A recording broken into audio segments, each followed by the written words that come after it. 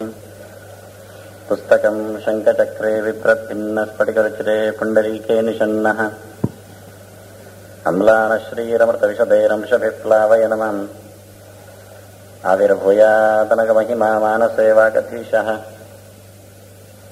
नमस्ते प्राणेश प्रणतिविभवायावनिमगाः नमः स्वामिन् रामप्रियतमनमन् गुरुगुण नमस्तुभ्यं भीमप्रबलतम कृष्णष्टभगवन् नमः श्रीमन्मध्व प्रदिश सुदृशन्नो जय जय श्रीगुरुभ्यो नमः। नारायणं सुरगुरुं जगदेकनाथं भक्तप्रियं सकललोकनमस्कृतं च त्रैगुण्यवर्जितमजं विपुमाद्यमीशं वन्दे भवग्नममरासुरसिद्धवन्द्यम्। नारायणं नमस्कृत्य नरं चैव नरोत्तमं देवीं सरस्वतीं व्यासं ततो जयमुदीरयेत्। ಮಹಾಭಾರತದ ಚಿಂತಕರಿಗೆ ವಂದನೆಗಳು. ಧರ್ಮರಾಜ ಕರ್ಣನ ಬಗ್ಗೆ ನೆನೆದು ಪರಿತಪಿಸ್ತಾ ಇದ್ದಾನೆ. ತನ್ನ ಧರ್ಮದ ಚೌಕಟ್ಟಿನಲ್ಲಿ ತಾನೊಬ್ಬ ತಪ್ಪುಗಾರ ಎನ್ನುವ ರೀತಿಯಲ್ಲಿ ವಾದ ಮಾಡುತ್ತಾ ಇದ್ದಾನೆ. ತಮ್ಮಂದಿರು ಸಮಾಧಾನ ಮಾಡುತ್ತಾ ಇದ್ದಾರೆ. ನಕುಲ ಹೇಳುತ್ತಾನೆ, ತ್ಯಾಗದ ಮಾತನ್ನಾಡಿದ್ದಿ, ರಾಜ್ಯವನ್ನು ತೊರೆದು ಸನ್ಯಾಸಿಯಂತೆ ಬದುಕಲಿಕ್ಕೆ ಇಷ್ಟಪಡುತ್ತೇನೆ ಅಂತ ಹೇಳುತ್ತಾ ಇದ್ದಿ. ಭೀಮಾರ್ಜುನರೇ ರಾಜ್ಯಭಾರ ಮಾಡಲಿ, ನಾನು ಮಾಡಿದ ತಪ್ಪಿಗೆ ಪ್ರಾಯಶ್ಚಿತ್ತ ಅಂತ ಹೇಳಿಕೊಂಡು ಕಾಡಿನಲ್ಲಿ ಮತ್ತೆ ತಪ್ಪಗೈಯುವೆ ಅಂತ ಧರ್ಮರಾಜ ವಾದ ಮಾಡುತ್ತಾ ಇದ್ದಾನೆ. ಅದಕ್ಕೆ ತ್ಯಾಗದ ಒಂದು ಅರ್ಥದಲ್ಲಿ ನಕುಲ ಹೇಳುತ್ತಾನೆ, ಅಭಿಮಾನ ಕೃತಂ ಕರ್ಮ ನೈತತ್ ಫಲವದುಚ್ಯತೆ ತ್ಯಾಗಯುಕ್ತಂ ಮಹಾರಾಜ ಸರ್ವಮೇವ ಮಹಾಫಲ. ನಾನು ಮಾಡಿದೆ ಎನ್ನುವ ಯೋಚನೆಯಲ್ಲಿ ಮಾಡಿದಾಗ ಮಾತ್ರವೇ ತಾನು ಮಾಡಿದ ಅಂತಾಗತ್ತೆ. ನನ್ನಿಂದ ಆಯಿತು ಅಂತ ಯೋಚನೆ ಮಾಡಿಕೊಂಡು ಅದರ ಬೆನ್ನ ಹಿಂದೆ ತುಂಬ ಜನರು ಕಾರಣಪುರುಷರಿದ್ದಾರೆ ಅಂತ ಚಿಂತನೆ ನಡೆಸಿಕೊಟ್ಟಾಗ ಯಾವುದನ್ನು ಬಿಡಬೇಕಾಗಿಲ್ಲ ಅಂತ. ಅಭಿಮಾನವೇ ದುಃಖಕ್ಕೆ ಮೂಲ. ನೀನು ಕೊಲ್ಲಿಸಿದ್ದು, ನೀನು ಕೊಂದದ್ದು ಎನ್ನುವುದನ್ನು ನೀನು ಮಾಡಿಕೊಂಡಿದ್ದರಿಂದ ನಿನಗೆ ನೋವಾಗ್ತಾ ಇರುವುದು. ಇದನ್ನು ಅರ್ಜುನನು ಹೇಳಿದ್ದ, ನಾನು ಕೊಲ್ತೇನೆ ಅಂತ. ಆಗ ಕೃಷ್ಣ ಹೇಳುತ್ತಾನೆ, ನಾನು ಕೊಲ್ತೇನೆ ಅಂತ. ಮಯೈವೈತೆ ನಿಹತಾಹ ಪೂರ್ವಮೇವ, ನೀನು ಕೊಲ್ತೇನೆ ಅಂದದ್ದು, ಇನ್ನು ಮುಂದಕ್ಕೆ ನಾನು ಕೊಂದಿದ್ದೇನೆ ಅಂತೇನೆ, ಏನ್ ಮಾಡ್ತೀಯ ಅಂತಾನೆ ಕೃಷ್ಣ. ಬಹಳ ಚಂದ್ರದ ಶಬ್ದವನ್ನದು. ಮಯೈವೈತೆ ನಿಹತಾಹ ಪೂರ್ವಮೇವ ನಿಮಿತ್ತ ಮಾತ್ರಂ ಭವ ಸವ್ಯಸಾಚಿನ್. ನೀನು ಬರೇ ಲೆಕ್ಕಕ್ಕಿರು, ಕೊಂದ ಕ್ರೆಡಿಟ್ ನಿನಗೆ ಕೊಡುತ್ತೇನೆ, ನಾನು ಕೊಡಿಸ್ತೇನೆ. ಆದ್ರೆ ಅವರನ್ನು ನಾನು ಕೊಂದಾಗಿದೆ. ಈಗಾಗಲೇ ಅವರನ್ನು ಕೊಂದೇ ರಣರಂಗಕ್ಕೆ ಬರಲಿಕ್ಕೆ ಹೇಳಿತ್ತು. ಯಾಕೆಂದ್ರೆ ಆ ಗೀತೆಯ ನಡೆಯಲ್ಲಿ ಅಷ್ಟು ಸೂಕ್ಷ್ಮ ಇದೆ. ಅರ್ಜುನನಿಗೆ ಸೇನೆಯ ನಡುವೆ ನಿಲ್ಲಿಸಿ ಕೃಷ್ಣ ನೋಡು ಬಂದವರನ್ನು ಅನ್ನುವಾಗ ಅದು ಎಷ್ಟು ನಾಟಕೀಯವಾಗಿರ್ತದೆ ಅಂದ್ರೆ ಸಂವಾದ, ಅದು ಶ್ಲೋಕ ಅಲ್ಲದು. ಪಾರ್ಥ ಪಶ್ಯ ಏತಾನ್ನ ಸಮವೇತಾನ್ನ ಕುರುನ್. ಅರ್ಜುನ ನೋಡು ಇವರನ್ನು, ಬಂದವರನ್ನು, ಕುರುಗಳನ್ನು. ಇವರನ್ನು ಅಂದಾಗ ಬೆಟ್ಟು ಮಾಡಿತಾನ, ಏತಾನ್ ಅಂದಾಗ ಬೆರಳು ತೋರಿಸಿದ, ಪಾರ್ಥ ಅಂದಾಗ ಅವನನ್ನು ಎಳೆದ, ಅರ್ಜುನ ನೋಡು ಅಂದಾಗ ನೋಡಿದ. ಕೃಷ್ಣ ಒಂದ್ಸರ್ತಿ ಕಣ್ಣಾಡಿಸಿದ್ದಾನೆ. ಈ ಬಂದಿರುವ ಕುರುಗಳನ್ನು ನೋಡು ಅಂದಾಗ ಬೆರಳಾಡಿಸಿ ಕಣ್ಣಾಡಿಸಿ ಅರ್ಜುನನ್ನು ಎಳೆದು ತೋರಿಸ್ತಾ ಇದ್ದಾನೆ. ಅರ್ಜುನನಿಗೆ ಕಾಣುವುದಕ್ಕಿಂತ ಸಾವಿರ ಸಾವಿರ ಸಾವಿರ ಪಾಲು ವಿಶ್ವರೂಪನಾದ ಭಗವಂತನಿಗೆ ಕೃಷ್ಣನಿಗೆ ಕಂಡಿದೆ. ಕಂಡದ್ದು ಅಂದರೆ ಅವರೆಲ್ಲರ ಆಯುಷ್ಯವನ್ನು ಕಣ್ಣಿನಿಂದ ಕುಡಿದದ್ದು. ಕೃಷ್ಣ ಕಂಡದ್ದು ಅಂದ್ರೆ ಹಾಗೆ. ಅದರ ಮುಂದಕ್ಕೆ ಭೀಷ್ಮ ಹೇಳುತ್ತಾನೆ, ನೋಡುವ ಭೀಷ್ಮ ಹೇಗೆ ಹೇಳಿದ ಅಂತ. ಅದರಿಂದ ಕೃಷ್ಣ ಮೊದಲು ಹೇಳಿಬಿಟ್ಟ, ನಾನು ಕೊಂದಿದ್ದೇನೆ, ನೀನು ಕೊಲ್ಲಿಕ್ಕೆ ನಿಂತಿರು ಅಂತ, ಹೆಸರು ನಿನಗೆ ಕೊಡ್ತೇನೆ ಅಂತ. ಈಗ ಧರ್ಮರಾಜನಿಗೆ ಮೊದಲು ಸಂಶಯ ಇರಲಿಲ್ಲ. ಸತ್ತ ಬಳಿಕ ಸಂಶಯ ಬಂತು, ಕೊಂದದ್ದು ನಾನು ಅಂದ. ಅವನಿಗೆ ಕೊಲ್ಲುವ ಮುಂಚೆ ನಾನು ಕೊಲ್ತೇನೆ ಇತ್ತು, ಧರ್ಮರಾಜನಿಗೆ ಸತ್ತ ನಂತರ ನಾನು ಕೊಂದೆ ಅಂತ ಶುರುವಾಯಿತು. ನೋಡಿ, ಯಾರ್ಯಾರೋ ಕೆಲಸ ಮಾಡುವುದು, ಯಾರ್ಯಾರೋ ಅದರ ಹೆಸರನ್ನು ಹಾಕಿಕೊಳ್ಳುವುದು. ಯಾರೋ ಗೋಪುರ ಕಟ್ಟಿದ್ದು, ಯಾರದ್ದು ಅಲ್ಲಿ ಕೆಳಗೆ ನಾಮಫಲಕ. ಎಷ್ಟು ಚಂದ, ಎಷ್ಟು ಜನ ಶ್ರಮ ಪಡುತ್ತಾರೆ. ನಾವು ಹೇಳುತ್ತೇವೆ, ನಾನೊಂದು ಚಂದದ ಮನೆ ಕಟ್ಟಿದ್ದೇನೆ, ನಾಡ್ದು ಗೃಹ ಪ್ರವೇಶ. ಯಾರು ಕಟ್ಟಿದ್ದು? ಒಂದು ಇಟ್ಟಿಗೆ ಎತ್ತಲಿಲ್ಲ ನಾವು, ಯಾರೋ ಕಟ್ಟಿದ್ದು. ಹೇಳಿಕೊಂಡು ತಿರುಗಿದ್ದೇವೆ. ಒಂದು ಮದುವೆ ಮಾಡಿದೆ, ಯಾರು ಮಾಡಿದ್ದು? ಎಷ್ಟು ಕಷ್ಟ ಇರುತ್ತೆ ನೋಡಿ. ಹೀಗೆಲ್ಲ ನಮ್ಮ ವ್ಯವಹಾರ ಹೇಗಿರ್ತದೆ ಅದರಂತೆ ಅರ್ಜುನ ನಾನು ಕೊಲ್ತೇನೆ ಹೇಳಿದ, ಸ್ವಲ್ಪ ವಾಸಿ ಧರ್ಮರಾಜನಿಗಿಂತ. ಕೊಲ್ಲುವ ಮುಂಚೆ ಹೇಳಿಕೊಂಡವ, ನಾನು ಮಾಡ್ತೇನೆ ನಾವೆಲ್ಲ ಹೇಳುತ್ತೇವೆ. ಆದ್ರೆ ಮಾಡಿದ ನಂತರ, ಯಾರೋ ಮಾಡಿದ ನಂತರ ನಾನು ಮಾಡಿದೆ ಅಂತ ಹೇಳಿಕೊಂಡು ತಿರುಗ್ತಾರಲ್ಲ, ಅದು ಧರ್ಮರಾಜನ ಪಾಡು. ಈಗ ಎಲ್ಲ ನಾನು ಕೊಂದೆ ಅಂತ. ಅಷ್ಟೇ ಅಲ್ಲ, ಅರ್ಜುನನಿಗೆ ಆದ್ರೆ ಕೃಷ್ಣ ಹೇಳಿದ್ದು ಅರ್ಥ ಆಯ್ತು, ಅರ್ಥ ಆಗುವ ಯೋಗ್ಯತೆ ಇತ್ತು. ಇವನಿಗೆ ಕೃಷ್ಣ ಹೇಳಿದ್ರು ಅರ್ಥ ಆಗುವುದಿಲ್ಲ. ಅಷ್ಟು ಚಿಕ್ಕ ಯೋಗ್ಯತೆ ಧರ್ಮರಾಜನದಾಗಿಬಿಟ್ಟಿದ್ದು. ಕೆಲಸ ಆದ ನಂತರ ಹೇಳಿಕೊಂಡು ಬಂದ. ಅದಕ್ಕೆ ಅರ್ಜುನ ಹೇಳುತ್ತಾನೆ, ನೋಡು, ನಕುಲ ಹೇಳುತ್ತಾನೆ, ಈಗ ನಾವೆಲ್ಲ ಇಲ್ಲಿ ಕೆಲಸ ಮಾಡಿದ್ದೇವೆ, ಆದ್ರೆ ನಮ್ಮ ಕೈಯಲ್ಲಿ ಉಂಟದು. ತ್ವಂಚಾನ್ಯೇಚ ಮಹಾರಾಜ ಈಶ್ವರೇಣ ನಿಯಂತ್ರಿತ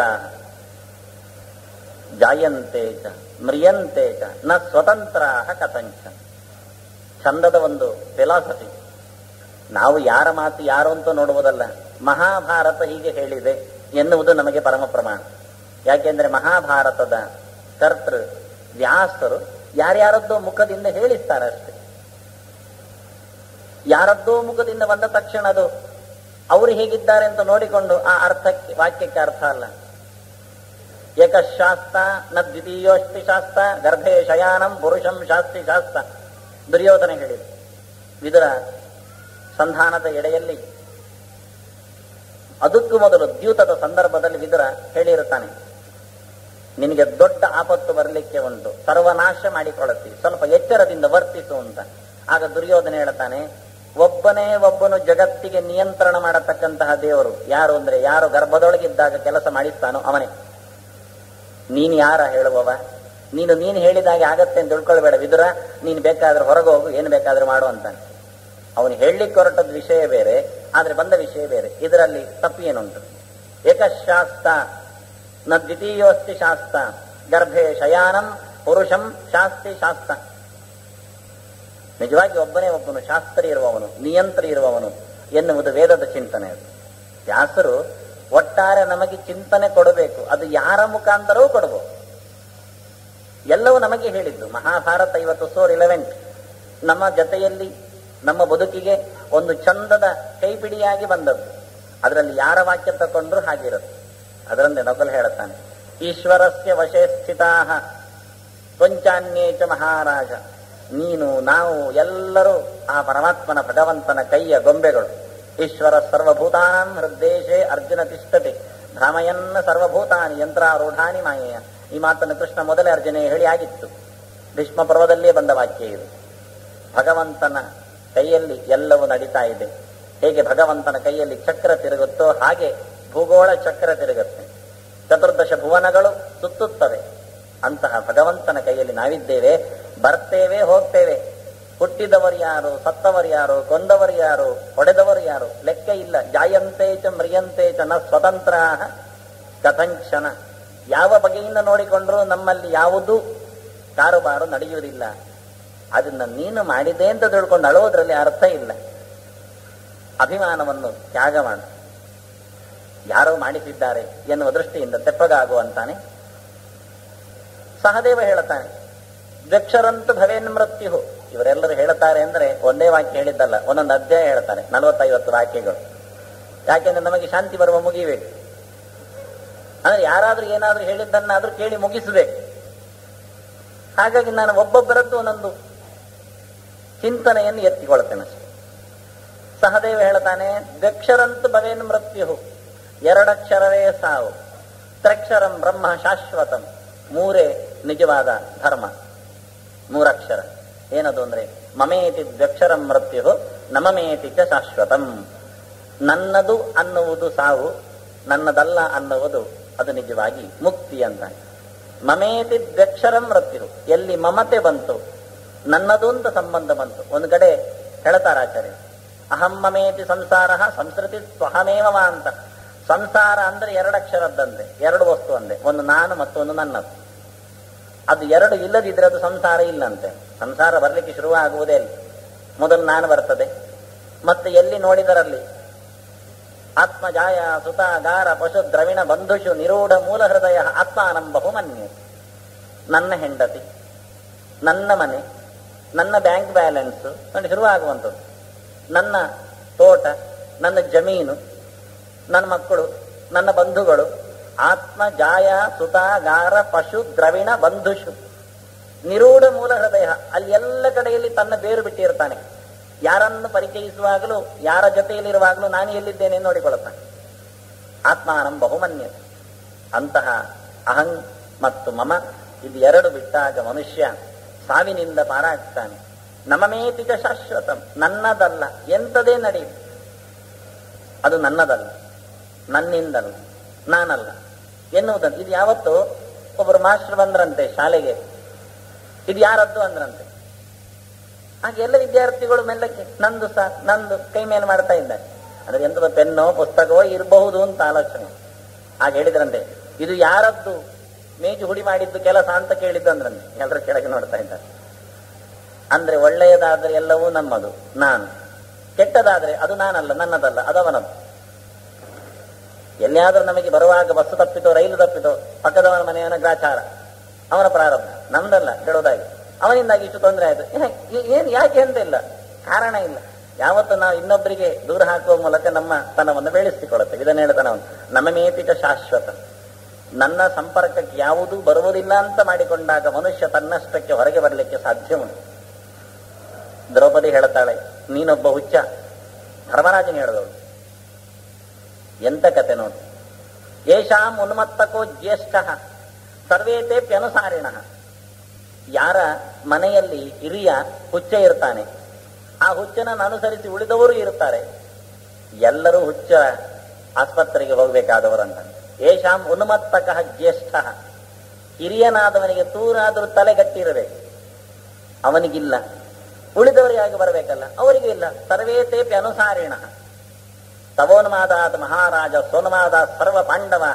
ನಿನ್ನ ಒಂದು ಹೆಚ್ಚು ಕಡಿಮೆಯಿಂದಾಗಿ ಎಲ್ಲ ಪಾಂಡವರು ಹೆಚ್ಚು ಕಡಿಮೆ ಆಗ್ತಾ ಇದ್ದಾರೆ. ಈಗ ಬೇರೆಯವರಾದ್ರೆ ಏನ್ ಮಾಡ್ತಿದ್ರು ಗೊತ್ತುಂಟ? ಧರ್ಮರಾಜನೇ ಇವಳು ಜೋರು ಮಾಡುತ್ತಾ ಇದ್ದ. ನಿಜವಾಗಿ ಬೇರೆ ಕತೆ ನೋಡಿದ್ರೆ ಯದಿ ಸ್ಯು ಅನುನ್ಮತ್ತಾಹ, ಸ್ವಲ್ಪ ಪಾಂಡವರಿಗೆ ನಿನ್ನನ್ನು ಬಿಟ್ಟು ಉಳಿದವರಿಗೆ ಎಲ್ಲಿಯಾದ್ರೂ ಸ್ವಲ್ಪ ಗಟ್ಟಿ ಯೋಚನೆ ಇತ್ತು ಅಂತಾಗಿದ್ರೆ, ಭ್ರಾತರಸ್ತೆ ನರಾಧಿಪ ಬದ್ಧ್ವಾ ತ್ವಾಂ ನಾಸ್ತಿಕೈ ಸಾರ್ಥಂ ಪ್ರಶಾಸೆಯು ವಸುಂಧರ. ನಾಸ್ತಿಕರ ಜೊತೆಯಲ್ಲಿ ನಿನ್ನನ್ನು ಕಟ್ಟಿ ಎತ್ತಿ ಹಾಕಿ ಎಸೆದು ಅವರೇ ಈ ರಾಜ್ಯದ ಚುಕ್ಕಾಣಿಯನ್ನು ಹಿಡಿತಿದ್ರು. ನಿನ್ನಿಂದಾಗಿ ಉಳಿದವರು ಎಷ್ಟು ತೊಂದರೆ. ನೀನು ಬಿಡ್ಲಿಕ್ಕೂ ಇಲ್ಲ, ಆಚೆ ಇರ್ಲಿಕ್ಕೂ ಇಲ್ಲ, ಆ ಬಗೆಯಿಂದ ನೀನಿದ್ದಿ. ಅದರಿಂದ ಯಾರಿಗೇನು ಉತ್ತರ ಹೇಳುವಾಗಿಲ್ಲ ಅಂತ ದ್ರೌಪದಿ ಗುಡುಗಿದ್ದಾಳು. ಎಲ್ಲ ಕಡೆಯಲ್ಲಿಯೂ ಧರ್ಮದ ಸೂಕ್ಷ್ಮದ ಎಳೆಯಲ್ಲಿ ಅವಳದ್ದೇ ಆದ ಒಂದು ಮಾತು ಉಂಟು. ಶಾಸ್ತ್ರು ಎಂತ ಪಾಂಡವರಲ್ಲಿ ಸಮಸ್ಯೆ ಬಂದ್ರು ಮುಖ ಪ್ರೇಕ್ಷಾಹಿತೇ ಸರ್ವೇ ಅಂತ. ಪಾಂಡವರು ಒಮ್ಮೆಲೆ ಎಲ್ಲರೂ ಮೋರೆ ತಿರುಗಿಸಿ ದ್ರೌಪದಿ ಮೇಲೆ ಹಾಕುವುದಂತೆ. ನೀನೇನು ಹೇಳುತ್ತೀಯಾ ಅಂತ. ಅದೇ ಫೈನಲ್. ಅವಳು ಹೇಳಿದ್ದೆ ಸರಿ, ಅವಳ ಸಿಲ್ಕು ಬಿಡಿಸಬೇಕು, ಆಗ ಚಂದ. ಅಂತಹ ಒಂದು ಧರ್ಮದ ರೂವಾರಿತನ ಆ ದ್ರೌಪದಿಯಲ್ಲಿತ್ತು. ಅದನ್ನು ತೋರಿಸಿಕೊಡ್ತಿದ್ರು ಗಡಿಗಡಿಗೆ. ಹಾಗೆಲ್ಲ ದ್ರೌಪದಿ ಬೈದಿದ್ದಾಳೆ. ಯಾರೆಷ್ಟು ಹೇಳಿದ್ರೇನು? ಅರ್ಜುನ ಹೇಳುತ್ತಾನೆ, ನೋಡು ನೀನು ಕಾಡಿ ಹೋಗ್ತಿ ಅಂತೆಲ್ಲ, ಹೋಗು. ಅಲ್ಲ, ಕಾಡಿ ಹೋಗಿ ಎಂತ ಮಾಡ್ತಿ? ಎಂತ ಮಾಡ್ಲಿಕ್ಕೆ ಬರುತ್ತೆ ನಿನಗೆ? ಕಾಡು ಜನರ ಪರಿಚಯ ನನಗೆ ಉಂಟು ಅಂತಾನೆ ಅರ್ಜುನ. ಹೇಗೆ ಹೋದವನು, ಸುಮಾರು ವರ್ಷ ಇದ್ದವನವನು. ಹೇಗಿದ್ದಾರೆ ಗೊತ್ತೋ ಅವರ ಪರಿಚಯ ಹೇಳ್ಯ? ಗ್ರಾಮಾನ್ ನಿಷ್ಕ್ರಮ್ಯ ಮುನಯ ವಿಗತ ಕ್ರೋಧ ಮತ್ಸರಾಹ. ಕೆಲವರು ಬಿಟ್ಟು ಹೋಗ್ತಾರೆ, ಕೆಲವರು ಕೆಲವನ್ನು ಹೊತ್ಕೊಂಡು ಹೋಗ್ತಾರೆ. ಗ್ರಾಮಾತ್ ನಿಷ್ಕ್ರಮ್ಯ ಮುನಯ, ಚಿಂತನಶೀಲರು, ಊರು ಬಿಟ್ಟವರು. ವಿಗತ ಕ್ರೋಧ ಮತ್ಸರಾಹ, ಸಿಟ್ಟು ಅಸೂಯೆ ಎಲ್ಲ ಇಲ್ಲೇ ನಿಲ್ಲಿಸಿದವರು. ವನೇ ಕುಟುಂಬ ಧರ್ಮಾಣ ದೃಶ್ಯಂತೆ ಪರಿಮೋಹಿತಾ. ಅಲ್ಲಿ ಹೋದ್ರೆ ಸಿಟ್ಟೆಲ್ಲ ಇಲ್ಲೇ ಉಂಟು, ಆದ್ರೆ ಅಲ್ಲಿ ಬೇರೆ ಸಿಟ್ಟು ಬಂದಿದೆ. ಈಗ ನನ್ನ ಮಿತ್ರರೊಬ್ರು BEd ಮಾಡುವಾಗ ನಾನು ತಿರುಪತಿಯಲ್ಲಿ ಇದ್ದಾಗ ಅವ್ರಿಗೆ ಹೇಳಿದೆ, ಈ ನಶ್ಯವನ್ನು ಬಿಡಿ ಅಂತ, ದೇವರ ಹೆಸರಿಗೆ ಹಾಕಿ ಅಂತ. ಸರಿ ಇಂತ ಬುರುಡೆಯನ್ನು ಕಾಣಿಕೆ ಜೊತೆಯಲ್ಲಿ ಶ್ರೀನಿವಾಸನ ಡಬ್ಬಿಗೆ ಹಾಕಿದ್ರು. ಮರುದಿನ ಇನ್ನೊಂದು ಡಬ್ಬಿ ಉಂಟು ಕೈಯಲ್ಲಿ.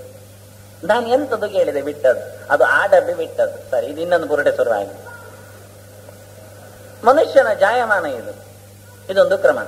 ಅದನ್ನೇ ಹೇಳ್ತಾನೆ, ಇಲ್ಲಿ ಬಿಟ್ಟದ್ದು ಅದು ಬೇರೆ, ಅಲ್ಲಿ ಹಿಡಿದದ್ದು ಅದು ಬೇರೆ. ವನೇ ಕುಟುಂಬ ಧರ್ಮಾಣ ದೃಶ್ಯಂತೆ ಪರಿಮೋಹಿತಾ. ಅವ್ರೇನು ಬಿಟ್ಟು ಎಲ್ಲಿ ಹೋಗ್ತಾರೆ, ಮತ್ತೆ ಅಲ್ಲಿಗೆ ಸಿಕ್ಕಿ ಬೀಳುತ್ತೆ. ಇದು ಜನರ ಕ್ರಮ ಅಂತ. ನಾವು ಸನ್ಯಾಸಿ ಎಲ್ಲವನ್ನು ತೊರೆದು ಕಾಡಿ ಹೋದ್ನಂತೆ ತಪಸ್ಸಿಗೆ ಅಂತ, ನದಿ ತೀರಕ್ಕೆ ಅಂತ. ಅಲ್ಲಿ ಟೋಪಿನ ಹಾಕಿಕೊಂಡಿದ್ದಾನೆ. ಅದೇನಾಗಿದೆ, ಒಣಗಿಸ್ಲಿಕ್ಕೆ ಹಾಕಿದ್ರೆ ಅಥವಾ ಕಾಡಿನಲ್ಲಿ ಇಟ್ಟಿದ್ರೆ ಕಾಡಿಲಿಗಳು ಕಚ್ಚಿ ಹಾಳು ಮಾಡ್ತಿದ್ದವು. ಬೇಸರದಿಂದ ಬೆಕ್ಕನ್ನು ತಂದಿಟ್ಟ ಟೋಪಿನ ರಕ್ಷಣೆಗೆ, ಇಲಿ ಓಡಿಸ್ಲಿಕ್ಕೆ. ಬೆಕ್ಕು ಮಿಯಾವಂದಾಗ ಹಾಲಿಗೋಸ್ಕರ ಒಂದು ದನ ಕಟ್ಟಿದ. ಆ ಹಾಲನ್ನು ಕರೀಲಿಕ್ಕೆ ಒಬ್ಬಳನ್ನು ತಂದ ಊರಿಂದ. ಮತ್ತವಳಿಗೆ ಯಾರು? ವನೇ ಕುಟುಂಬ ಧರ್ಮಾಣ ದೃಶ್ಯಂತೆ ಪರಿಮೋಹಿತ. ಯಥಾ ಪ್ರಕಾರ ಕಾಡಿನಲ್ಲೊಂದು ಸಂಸಾರ ಆಯ್ತು. ಇಷ್ಟೇ ಅರ್ಚನೆ ಹೇಳುತ್ತಾ ಇದ್ದಾನೆ, ಬಹಳ ಚಂದವಾಗಿ ಹೇಳ. ಅದೇ ನೀನು ಕಾಡಿಗೆ ಓಡಿದ್ರು ನಿನ್ನ ಈ ಸಂಸಾರ ಏನಲ್ಲಿ ಬರೋದಿಲ್ಲ ಅಂತ ತಿಳ್ಕೊಳ್ಬೇಡ. ಹೊಸ ಸಂಸಾರ ಶುರುವಾಗತ್ತೆ, ಮತ್ತೊಂದು ಸಮಸ್ಯೆ ಹುಟ್ಟುತ್ತೆ. ಯಾವತ್ತು ಸಮಸ್ಯೆ ಪರಿಹಾರಕ್ಕೆ ನಾವಾಗಿ ಕೈಕಾಲು ಮುರಿದುಕೊಂಡ್ರೆ ಅದು ಒಂದು ಸಮಸ್ಯೆ ಆಗುತ್ತೆ. ಕೆಲವರು ತಲೆ ಬಿಸಿ ಹೆಚ್ಚು ಮಾಡುವುದಾಗ ಆಗ ಎರಡು ಸಮಸ್ಯೆ. ಒಂದು ಇದ್ದ ಸಮಸ್ಯೆ, ಇನ್ನೊಂದು ತಲೆ ಬಿಸಿ ಆದದ್ದೊಂದು ಸಮಸ್ಯೆ, ತಲೆನೋವು ಬಂದದ್ದೊಂದು ಸಮಸ್ಯೆ. ಈ ಎರಡು ಸಮಸ್ಯೆಯಿಂದಾಗಿ ಹೆಚ್ಚು ಕಡಿಮೆ ಆಗಲಿಕ್ಕೆ ಹೋಗಿ ಮತ್ತೊಂದು ಸಮಸ್ಯೆ ಬರ್ತದೆ. ಹೀಗೆ ಸಮಸ್ಯೆ ಸರಮಾಲೆ ಹುಟ್ಟಲಿಕ್ಕೆ ಕಾರಣ ಮೊದಲ ಸಮಸ್ಯೆಯನ್ನು ನಾವು ಗಂಭೀರವಾಗಿ ಮಾಡಿಕೊಂಡಾಗ, ಅದನ್ನು ಅಲ್ಲಿಗೆ ಬಿಟ್ಟಾಗ ತನ್ನಷ್ಟಕ್ಕೆ ಅದು ಸಮಸ್ಯೆ ಪರಿಹಾರ ಆಗತ್ತೆ. ಭಗವಂತನನ್ನು ನೆನೆದಾಗ ಎಲ್ಲ ಸಮಸ್ಯೆಯು ನೆನಪೇ ಇರುವುದಿಲ್ಲ. ಬರುವ ಸಮಸ್ಯೆಯೂ ಖಾಲಿ ಆಗತ್ತೆ. ದೇವರ ನೆನೆದಾಗ, ಅದನ್ನು ನೆನೆದಾಗ ಇದ್ದ ಸಮಸ್ಯೆ ದೊಡ್ಡದಾಗತ್ತೆ. ಅದನ್ನ ನೀವು ಹೇಳಿಕೊಟ್ಟ ಅರ್ಜುನ. ನೋಡು, ನೀನು ಹಿಂಸೆ ಮಾಡಿ ಜನರನ್ನು ಕೊಂದು ಅದರ ಪ್ರಾಯಶ್ಚಿತ್ತಕ್ಕೆ ಅಂತ ಕಾಡಿ ಹೋಗೋದು. ಸತ್ಯ ಹೇಳಿಯಾ? ನೀನು ಬದುಕಿದ್ದದ್ದೇ ಹಿಂಸೆ ಅಂತಾನೆ ಅರ್ಜುನ. ಯಾಕೆಂದ್ರೆ ಬದುಕುವುದು ಅಂದ್ರೆ ಎಂಥದ್ದು? ಉಸಿರಾಡುವುದು. ಉಸಿರಾಡಿದಾಗ ಎಷ್ಟು ಪ್ರಾಣಿಗಳು ಸಾಯುವುದಿಲ್ಲ ಅಂತ ಕೇಳಿದ ಇವ ಅರ್ಜುನ. ಲೆಕ್ಕ ಹಾಕಿದ್ಯಾ? ಒಂದು ಉಸಿರಿನಲ್ಲಿ ವಾತಾವರಣದ ಎಷ್ಟು ಸೂಕ್ಷ್ಮಾಣುಗಳು ನಿನ್ನಿಂದಾಗಿ ನಾಶ ಆದವು. ಸೂಕ್ಷ್ಮ ಯೋನೀನಿ ಭೂತಾನಿ ತರ್ಕಗಮ್ಯಾನಿ ಕಾಣಿಚಿತ್. ಬಹಳ ಮೈಕ್ರೋ ಗ್ಲಾಸಿಗೂ ಸಿಗದಷ್ಟು ಚಿಕ್ಕದಾದ ಪರಮಾಣು ಜಾತಿಯ ಪ್ರಾಣಿಗಳು ನಮ್ಮ ಸುತ್ತಮುತ್ತಲು ತುಂಬಿವೆ ಅಂತ 5,000 ವರ್ಷದ ಕೆಳಗಿನ ಮಹಾಭಾರತದ ಅರ್ಜುನ ಮಾತಾಡ್ತಾ ಇದ್ದಾನೆ. ನಮಗೆ ವಿಜ್ಞಾನ ಅಂದ ತಕ್ಷಣ ಅದು ಮೊನ್ನೆ ಹುಟ್ಟಿದ್ದು ಅಂತ. ಅವರು ಕಂಡದ್ದಷ್ಟೇ ಅಲ್ಲ, ಲೆಕ್ಕಾಚಾರ ಮಾಡ್ಲಿಕ್ಕೆ ಬರ್ತದೆ ಅಂದ್ರು. ತರ್ಕಗಮ್ಯಾನಿ ಕಾಣಿಚಿತ್. ಕೆಲವನ್ನು ಊಹೆ ಮಾಡ್ಲಿಕ್ಕೆ ಬರುತ್ತೆ. ವೇದಂತೂ ಭಾರಿ ಚಂದ ಹೇಳ್ತದೆ. ನಮೋ ಅಸ್ತು ಸರ್ಪೇಭ್ಯ ಏಕೇಚ ಪೃಥಿವೀ ಮನೋ ಯೇ ಅಂತರಿಕ್ಷೇ ಯೇ ದಿವಿತೇಭ್ಯ ಸರ್ಪೇಭ್ಯೋ ನಮಃ. ಸರ್ಪ ಅಂದ್ರೆ ಸರೀಸೃಪ, ಬ್ಯಾಕ್ಟೀರಿಯಾಗಳು. ನೆಲದಲ್ಲಿ ಇರುವ, ವಾತಾವರಣದಲ್ಲಿ ಕಾಣುವ, ಇನ್ನೂ ಮೇಲಕ್ಕೆ ಇರುವ, ಇನ್ನೆಂಥದು ತೇರೋಚನೇದಿವೆ ಅಂದರೆ ಸೂರ್ಯನ ಕಿರಣಗಳಲ್ಲಿ ಹಾದು ಬರುವ ಎಲ್ಲ ಈ ಪ್ರಾಣಿಗಳಿಗೆ, ಬ್ಯಾಕ್ಟೀರಿಯಾಗಳಿಗೆ, ಅದನ್ನು ನಿಯಂತ್ರಿಸುವ ಸರ್ಪ ದೇವತೆಗಳಿಗೆ, ಅದಕ್ಕೂ ದೊಡ್ಡದಾದ ಭಗವಂತನಿಗೆ, ಸಂಕರ್ಷಣ ಶಕ್ತಿಗೆ ನಮಸ್ಕಾರ ಅಂತ ವೇದ ಕೂಗ್ತಾ ಇದೆ. ಯಾರು ಹೇಳಿದ್ದು ವಿಜ್ಞಾನ? ವೇದಕ್ಕೆ ಯಾರು ತೋರಿಸಿಕೊಟ್ರು? ತಲೆ ಇದ್ದವರಿಗೆ, ಕಣ್ಣಿದ್ದವರಿಗೆ ಪುರುಸೊತ್ತಿದ್ದಾಗ ಎಲ್ಲವೂ ಕಾಣುತ್ತೆ ಅಂತ. ನಮಗೆ ಪುರುಸೊತ್ತಿಲ್ಲ, ಹಾಗಾಗಿ ಯಾವುದೂ ಗೊತ್ತಿಲ್ಲ ಅಷ್ಟೇ. ಸತ್ಯವಾಗಿ ಹೇಳುವುದಾದ್ರೆ ಗೊತ್ತಿಲ್ಲ ಅನ್ನೋದಕ್ಕಿಂತ ಹೆಚ್ಚು ಪುರುಸೊತ್ತಿಲ್ಲ ಗೊತ್ತು ಮಾಡಿಕೊಳ್ಳಿಕ್ಕೆ. ಅದರಂತೆ ಆಗಿದೆ. ಸೂಕ್ಷ್ಮ ಯೋನೀನಿ ಭೂತಾನಿ ತರ್ಕಗಮ್ಯಾನಿ ಕಾಣಿಚಿತ್. ಕೆಲವೊಂದು ಊಹೆಯಿಂದ ಗುರುತಿಸ್ಲಿಕ್ಕೆ ಸಾಧ್ಯ ಉಂಟು. ಕಣ್ಣು ನೋವು ಬಂತು ಅಂದಾಗ ಯಾವುದು ಬ್ಯಾಕ್ಟೀರಿಯಾಗಳು ಅನ್ಯಾಯ ಮಾಡಿದ ಒಂದು ಗೊತ್ತಾಗುತ್ತೆ. ತರ್ಕಗಮ್ಯಾನಿ ಕಾಣಿಚಿತ್. ಪಕ್ಷ್ಮಣೋಪಿ ನಿಪಾತೇನ ಯಶಾಂತ್ಯ ಸ್ಕಂಧ ಪರ್ಯಯ. ನೀನು ಒಂದರೆ ಕ್ಷಣ ಬದುಕಿ ಒಂದು ರೆಪ್ಪೆ ಮುಡುಕಿಸಿದ್ರೆ ಸಾಕು, ಲಕ್ಷಗಟ್ಟಲೆ ಪ್ರಾಣಿಗಳ ನಾಶ ಆಗ್ತದೆ. ನೋಡು, ನೀನೆಂತ ಹೇಳ್ತೀನಿ? ಇಲ್ಲಿ ಸತ್ತ ವ್ಯಕ್ತಿಗಳ ಬಗ್ಗೆ ನೀನು ಅಳ್ತಾ ಇದ್ದಿ. ಈಗ ನೀನು ಬದುಕುವ ಒಂದು ಉಸಿರಿನಲ್ಲಿ ಒಂದು ಕಣ್ಣೆವೆ ಮುಚ್ಚುವುದರಲ್ಲಿ ಆಗತಕ್ಕಂಥ ನಾಶಕ್ಕೆ ನೀನು ಯಾವತ್ತು ಪ್ರಾಯಶ್ಚಿತ್ತ ಮಾಡಿಕೊಳ್ತಿ? ನೀನು ಬದುಕಿದ್ದು ಇರುವುದೇ ಒಂದು ತಪ್ಪು ಅಂತ ಅನ್ನೋದು. ಕಾಡಿಗೆ ಹೋಗುವುದಲ್ಲ, ಒಂದರೆ ನಿಮಿಷವೂ ನಿನ್ನಿಂದ ಬದುಕಲಿಕ್ಕೆ ಸಾಧ್ಯ ಇಲ್ಲ ಹಿಂಸೆ ಮಾಡದೆ. ಅದರಿಂದ ಯಾವುದು ದೊಡ್ಡ ಹಿಂಸೆ, ಯಾವುದು ಸಣ್ಣ ಹಿಂಸೆ ಯೋಚನೆ ಮಾಡಬೇಕಷ್ಟು. ನಮ್ಮ ದೇಶಕ್ಕೆ ಸುತ್ತಮುತ್ತಲಿನಿಂದ ಮುತ್ತುತ್ತಾ ಇದ್ದಾರೆ. ನಾವು ಶಾಂತಿ ಪ್ರಿಯರಾಗಿ ಪಾಪ ಬರ್ಲಿ ಅಂತ ಬಿಟ್ರೆ ದೇಶದವರನ್ನು ಕೊಳ್ಳೆ ಹೊಡಿತಾರವರು. ಹಾಗೆ ನಾವು ಮಿಲಿಟರಿ ಕಾರ್ಯಾಚರಣೆ ಮಾಡಬೇಕಾಗತ್ತೆ. ನಮ್ಮ ದೇಶದ ಒಂದು 10 ತರುಣರು ಸಾಯ್ಬೇಕಾಗತ್ತೆ.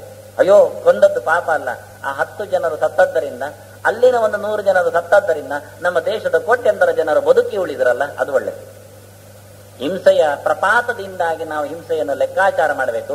ದುರ್ಜನರ ಸಾವಿಗೋಸ್ಕರ ಅಳುವುದಲ್ಲ, ಅವರಿಂದಾಗಿ ಮುಂದಕ್ಕೆ ಹರಡಬಹುದಾದ ದೌರ್ಜನ್ಯದ ಲೆಕ್ಕಾಚಾರದಲ್ಲಿ ನಾವು ಅದಕ್ಕೆ ಸಹವಾಸಗಿರಿಯನ್ನು ಕೊಡಬೇಕು ಅಂತಾನೆ. ಅದರಿಂದ ಹಿಂಸೆ ಅಂತ ನೀನು ಬೊಬ್ಬೆ ಹಾಕಬೇಡ, ನೀನು ಬದುಕಿರುವುದು ಹಿಂಸೆ ಅಂತ ತಿಳ್ಕೋ ಅಂದ. ಭೀಮ ಹೇಳುತ್ತಾನೆ, ಇದು ಇನ್ನು ಯುದ್ಧ ಮಾಡಲಿಕ್ಕಿಲ್ಲ ಧರ್ಮರಾಜ. ಯಸ್ಯ ನಾಸ್ತಿ ಶರೈಹಿ ಕಾರ್ಯಂ ನ ಮಿತ್ರೈಹಿ ನ ಚ ಬಂಧುವಿಹಿ ಆತ್ಮನೈಕೇನ ಯೋದ್ಧವ್ಯಂ ತಸ್ಮಿನ್ ಯುದ್ಧಮುಪಸ್ಥಿತಂ ತತ್ತೇ ಯುದ್ಧಮುಪಸ್ಥಿತಂ. ಧರ್ಮರಾಜನಿಗೆ ಈಗ ಒಂದು ಹೊಸ ಹೋರಾಟ ಶುರುವಾಗಿದೆ. ನಮ್ದೆಲ್ಲ ಮುಗಿಯಿತು ಹೋರಾಟ, ನಾವು ಯುದ್ಧದಲ್ಲಿ ಗೆದ್ದು ಆಯಿತು. ಇನ್ನು ನಮ್ಮ ಯುದ್ಧ ಇಲ್ಲ, ಇನ್ನು ನಮಗೆ ಸೋಲಿಲ್ಲ.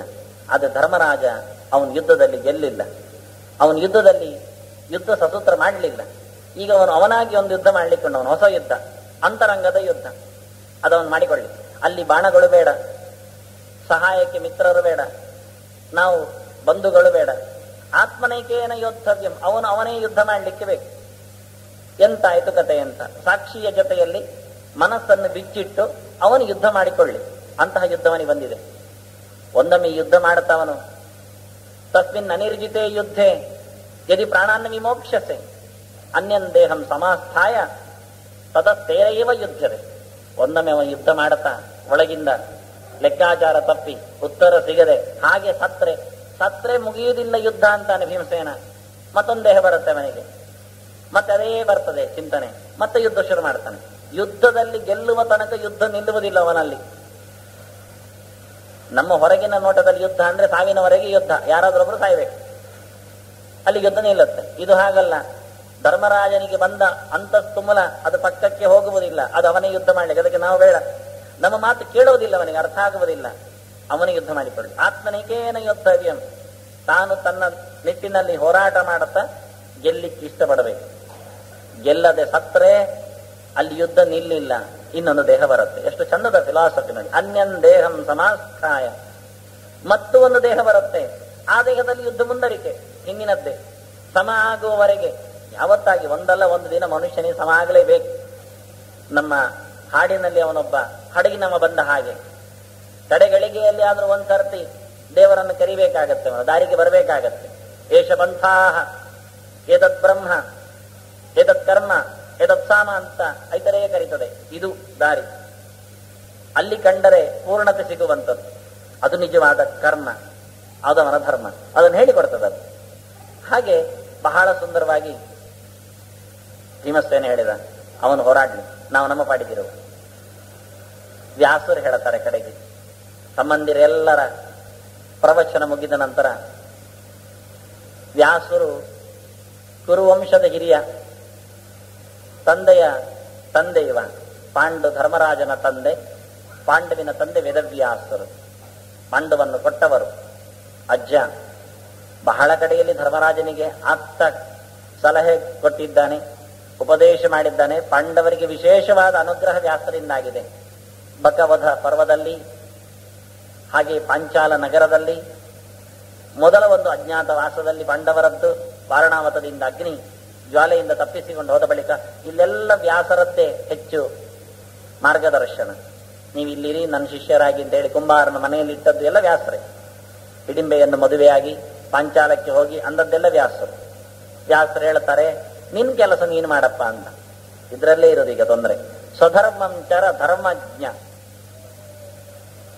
ಸ್ವಧರ್ಮಂ ಚರ ಧರ್ಮಂಚರ ಅಂತ ಉಪನಿಷತ್ತು ಹೇಳಿತ್ತು.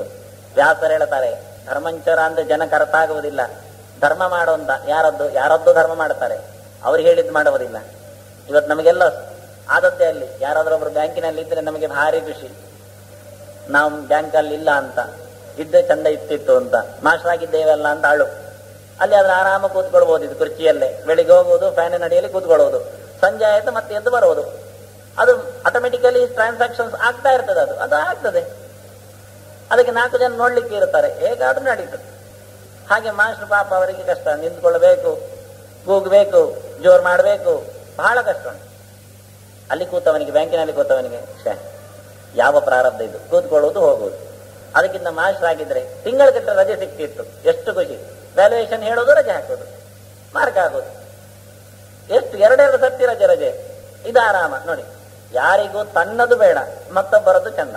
ಇಂಜಿನಿಯರ್ ಆದ್ರೆ, ಡಾಕ್ಟರ್ ಆದ್ರೆ ನೋಡಿ ಎಷ್ಟು ಮಾಡಬಹುದಿತ್ತು. ಡಾಕ್ಟರ್ ಆದ್ರೆ, ಇಂಜಿನಿಯರ್ ಆದ್ರೆ ನೋಡಿ ಎಷ್ಟು ವಹಿಸಿಕೊಳ್ಬಹುದಿತ್ತು. ಇದೇ ಇದರಲ್ಲೇ ಮುಗೀತದೆ ಅವರದ್ದು ಲೆಕ್ಕಾಚಾರಗಳು. ಮತ್ತೊಬ್ಬರದ್ದು ಚಂದ, ನಮ್ದಲ್ಲ. ಅದಕ್ಕೆ ವ್ಯಾಸರು ಹೇಳ್ತಾರೆ, ಸ್ವಧರ್ಮಂಚರ, ನಿನ್ನ ಪಾಲಿನ ಕರ್ಮ ಮಾಡು ಬಂದುದ ನೊಣ್ಣು, ಕುರುಭುಂಕ್ಷ ಕರ್ಮ ನಿಜ ನಿಯತಂ, ಹರಿಪಾದ ವಿನಮ್ರತಿಯಾ ಸತತಂ, ಹರಿರೇವ ಪರೋ ಹರಿರೇವ ಗುರು ಹರಿರೇವ ಜಗತ್ ಪಿತೃಮಾತ್ರಗತಿ. ಇದನ್ನೆಲ್ಲ ಆ ಧರ್ಮದ ಸೂಕ್ಷ್ಮದ ಎಳೆಯನ್ನು ಬಿಡಿಸಿ ಆಚಾರ್ಯರು ನಿತ್ಯ ಚಿಂತನೆ ಮಾಡಿ ಅಂತ ಕೊಟ್ಟು ಬಿಟ್ರಿ. ನಾನು ಸ್ವಧರ್ಮಂಚರ, ನಿನ್ ಕೆಲಸ ಮಾಡು. ನೀನ್ ಏನಾಗಿ ಹುಟ್ಟಿದ್ದಿ? ಕ್ಷತ್ರಿಯನಾಗಿ ಬಂದಿದ್ದಿ. ಅಧರ್ಮದ ಅನ್ಯಾಯದ ವಿರುದ್ಧ ಹೋರಾಡುವುದು ನಿನ್ನ ಧರ್ಮ, ಅದು ಮಾಡು. ಕಾಷಾಯ ಉಟ್ಟುಕೊಂಡು ಗಿಂಡಿ ಹಿಡ್ಕೊಂಡು ಕಾಡಿಗೆ ಹೋಗ್ತೇನೆ ಅನ್ನೋದು ನಿನ್ನ ಧರ್ಮವ? ಸನ್ಯಾಸ ನಿನ್ನದು? ಬಂದಿರತಕ್ಕ ಅರಮನೆಯನ್ನು, ಗದ್ದುಗೆಯನ್ನು ಚೆನ್ನಾಗಿ ನೋಡಿಕೊಂಡು ಪ್ರಜೆಯನ್ನು ಒಳ್ಳೆಯ ರೀತಿಯಿಂದ ಧರ್ಮ ತತ್ಪರರನ್ನಾಗಿಸುವ ಜವಾಬ್ದಾರಿ ಹೊಡೆದ ಒಬ್ಬ ವ್ಯಕ್ತಿ ನೀನು. ಕಾಡಿ ಹೋಗ್ತೇನೆ ಅಂತ ಶುರು ಮಾಡಿದ್ಯಲ್ಲ ಅಂತ ಶುರು ಮಾಡ್ತಾರ ಅವರು. ಸ್ವಧರ್ಮಂಚರ, ನೀನು ಧರ್ಮ ಯಾವುದು ಅಂತ ನಾನು ಹೇಳಬೇಕಾಗಿಲ್ಲ, ನೀನು ಧರ್ಮಜ್ಞ, ನಿನಗೆ ಗೊತ್ತಿದೆ, ನೀನು ಧರ್ಮರಾಜ. ನಿನಗೆ ನೀನು ಧರ್ಮ ಯಾವುದು ನಾನು ಹೇಳ್ತಾ ಬರಬೇಕು ಅಂದಿಲ್ಲ. ಮತ್ತೆ ಯಾವುದೇ ಅವನವನ ಧರ್ಮವನ್ನು ಮಾಡ್ತೇನೆ ಅಂತ ಹೇಳಿಕೊಂಡು ಮಾಡ್ತಾ ಇದ್ದೇನೆ ಅಂತ ಹೇಳಬಾರದು. ವೇದ ಮಂತ್ರವನ್ನು ಹೇಳುತ್ತದಲ್ಲ, ಅರ್ಚತ ಪ್ರಾರ್ಚತ ಪ್ರಿಯ ಮೇಧಾಸೋ ಅರ್ಚತ ಅರ್ಚಂತ ಪುತ್ರಕಾಹ ಉತಪುರನ್ನ ದೃಷ್ಟ್ವರ್ಚತ ಅಂತ. ನನ್ನ ಪೂಜೆ ಮಾಡಿ ಅಂತದೆ ಅದು. ಆದ್ರೆ ಈಗ ಅರ್ಚಿಕೊಳ್ತಾರೆ. ದೇವಸ್ಥಾನಕ್ಕೆ ಹೋದ್ರೆ ಮಂಗಳಾರತಿ ಅಂದ್ರೆ ಒಂದು ಮಂಗಳಾರತಿ ಅಂತ ಹೋಟೆಲ್ನ ಟೈಪಲ್ಲಿ ಬರ್ತದೆ ಹೆಸರು. ಅವರು ಅರ್ಚ ಅಂತಾರೆ, ಅಲ್ಲಿ ಮುಗಿಯಿತು. ಮಂಗಳಾರತಿ ಆಯ್ತು, ಗಡ್ಡಾಮಣಿ ಕೆಳಗೋ ಇಟ್ಟಾಯ್ತು, ಮಂಗಳಾರತಿ ಮೂಸುಂಡಿಗೆ ಬರ್ತದೆ. ಯಾರಿಗೆ ಮಂಗಳಾರತಿ ಮಾಡಿದ್ರು ಕಡೆ? ಯಾಕೆಂದ್ರೆ ಅವರಿಗೂ ಬುರ್ಸೋತಿಲ್ಲ, ಇವರಿಗೂ ಬುರ್ಸೋತಿಲ್ಲ, ಗೊತ್ತಿದೆ, ಬೈತಾರೆ ಅವರು. 1-2 ನಿಮಿಷ ನಿಲ್ಲಿ ಅಂದ್ರೆ ನಾವು ದುಡ್ಡು ಹಾಕೋದಿಲ್ವಾ ನೋಡಿ. ಕೊಂಡುಕೊಂಡವರಾಗಿ ಮಾತಾಡ್ತಾರೆ ಜನ ಬಂದವರು. ನಮ್ಮ ಭಕ್ತಾಗ್ರೇಸರವರು ಹಾಗೆಯಾ? ಎಲ್ಲರೂ ಹಾಗೆ. ಯಾರನ್ನು ತಿದ್ದುವುದು, ಎಲ್ಲಿ ತಿದ್ದುವುದು? ಎಷ್ಟು ಚಂದ ವೇದ ಹೇಳುತ್ತೆ. ಅರ್ಚತ, ನನ್ನ ಆರಾಧನೆ ಮಾಡುವಂತದೆ ದೇವರು ಹೇಳುತ್ತಾನೆ. ಮಾಡ್ತಾ ಇದ್ದೇನಲ್ಲ ಅಂದ್ರೆ ಪ್ರಾರಚತ, ಇನ್ನು ಚೆನ್ನಾಗಿ ಮಾಡು ಅಂತ ನೋಡಿ. ದೇವರಿಗೆ ಸಮಾಧಾನ ಇಲ್ಲ. ನೀವು ಅಡಿಗೆ ಎಷ್ಟು ಚಂದ ಮಾಡ್ತೀರಿ ನೋಡಿ. ಆ 2 ಇಂಚಿನ ನಾಲಿಗೆಗೆ ತಿಂಗಳ ಸಂಬಳವನ್ನೆಲ್ಲ ಸುರಿದು ಮತ್ತು ರುಚಿಯಾಗುವಂತೆ ನೋಡಿಕೊಂಡು, ಅದು ಸರಿಯಾಗ್ಲಿಲ್ಲ, ಇದು ಸರಿಯಾಗ್ಲಿಲ್ಲ, ಮತ್ತೊಂದು ಬೇಕು, ಇನ್ನೊಂದು ಬೇಕು, ಎಂತ ಮಾಡಿದ್ರು ವರ್ಷಗಟ್ಟಲೆ ಮಾಡ್ತಾ ಇದ್ರೂ ಸಹ ಈ ದೇಹವನ್ನು ಎಷ್ಟು ಚಂದದಲ್ಲಿ ನೋಡಿಕೊಳ್ಬೇಕು ಎನ್ನುವಷ್ಟು ನಮಗೆ ಸಾಲದು. ಅದರ ಮೇಲಿನ ಪ್ರೀತಿ, ಮಮತೆ, ಕಾಳಜಿ ಎಲ್ಲ. ಅದಕ್ಕೆ ಹೇಳ್ತದೆ, ನೀನು ಅಡಿಗೆಗೆ ಎಷ್ಟು ಪುರುಸೋತು ಕೊಡ್ತಿ, ನಿನ್ನ ಸ್ವಂತದ ಪೋಷಾಕು ದಿಮಾಗಿಗೆ ನೀನು ಎಷ್ಟು ಖರ್ಚು ಮಾಡುತ್ತಿ. ಪೂಜೆ ಪುನಸ್ಕಾರದಲ್ಲಿ ಆಗುವಾಗ ಒಂದು ಕುಡಿ ತೊಡಿಸಿ ತರಲಿಕ್ಕೂ ಯಾರು ತರ್ತಾರೆ, ಇಲ್ದಿದ್ದು ತೊಂದರೆ ಇಲ್ಲ ನೋಡಿ. ಹಾಗೆಲ್ಲ ಬೇಡ, ಪ್ರಾರ್ಚತ, ಚೆನ್ನಾಗಿ ಪೂಜೆ ಮಾಡಿ.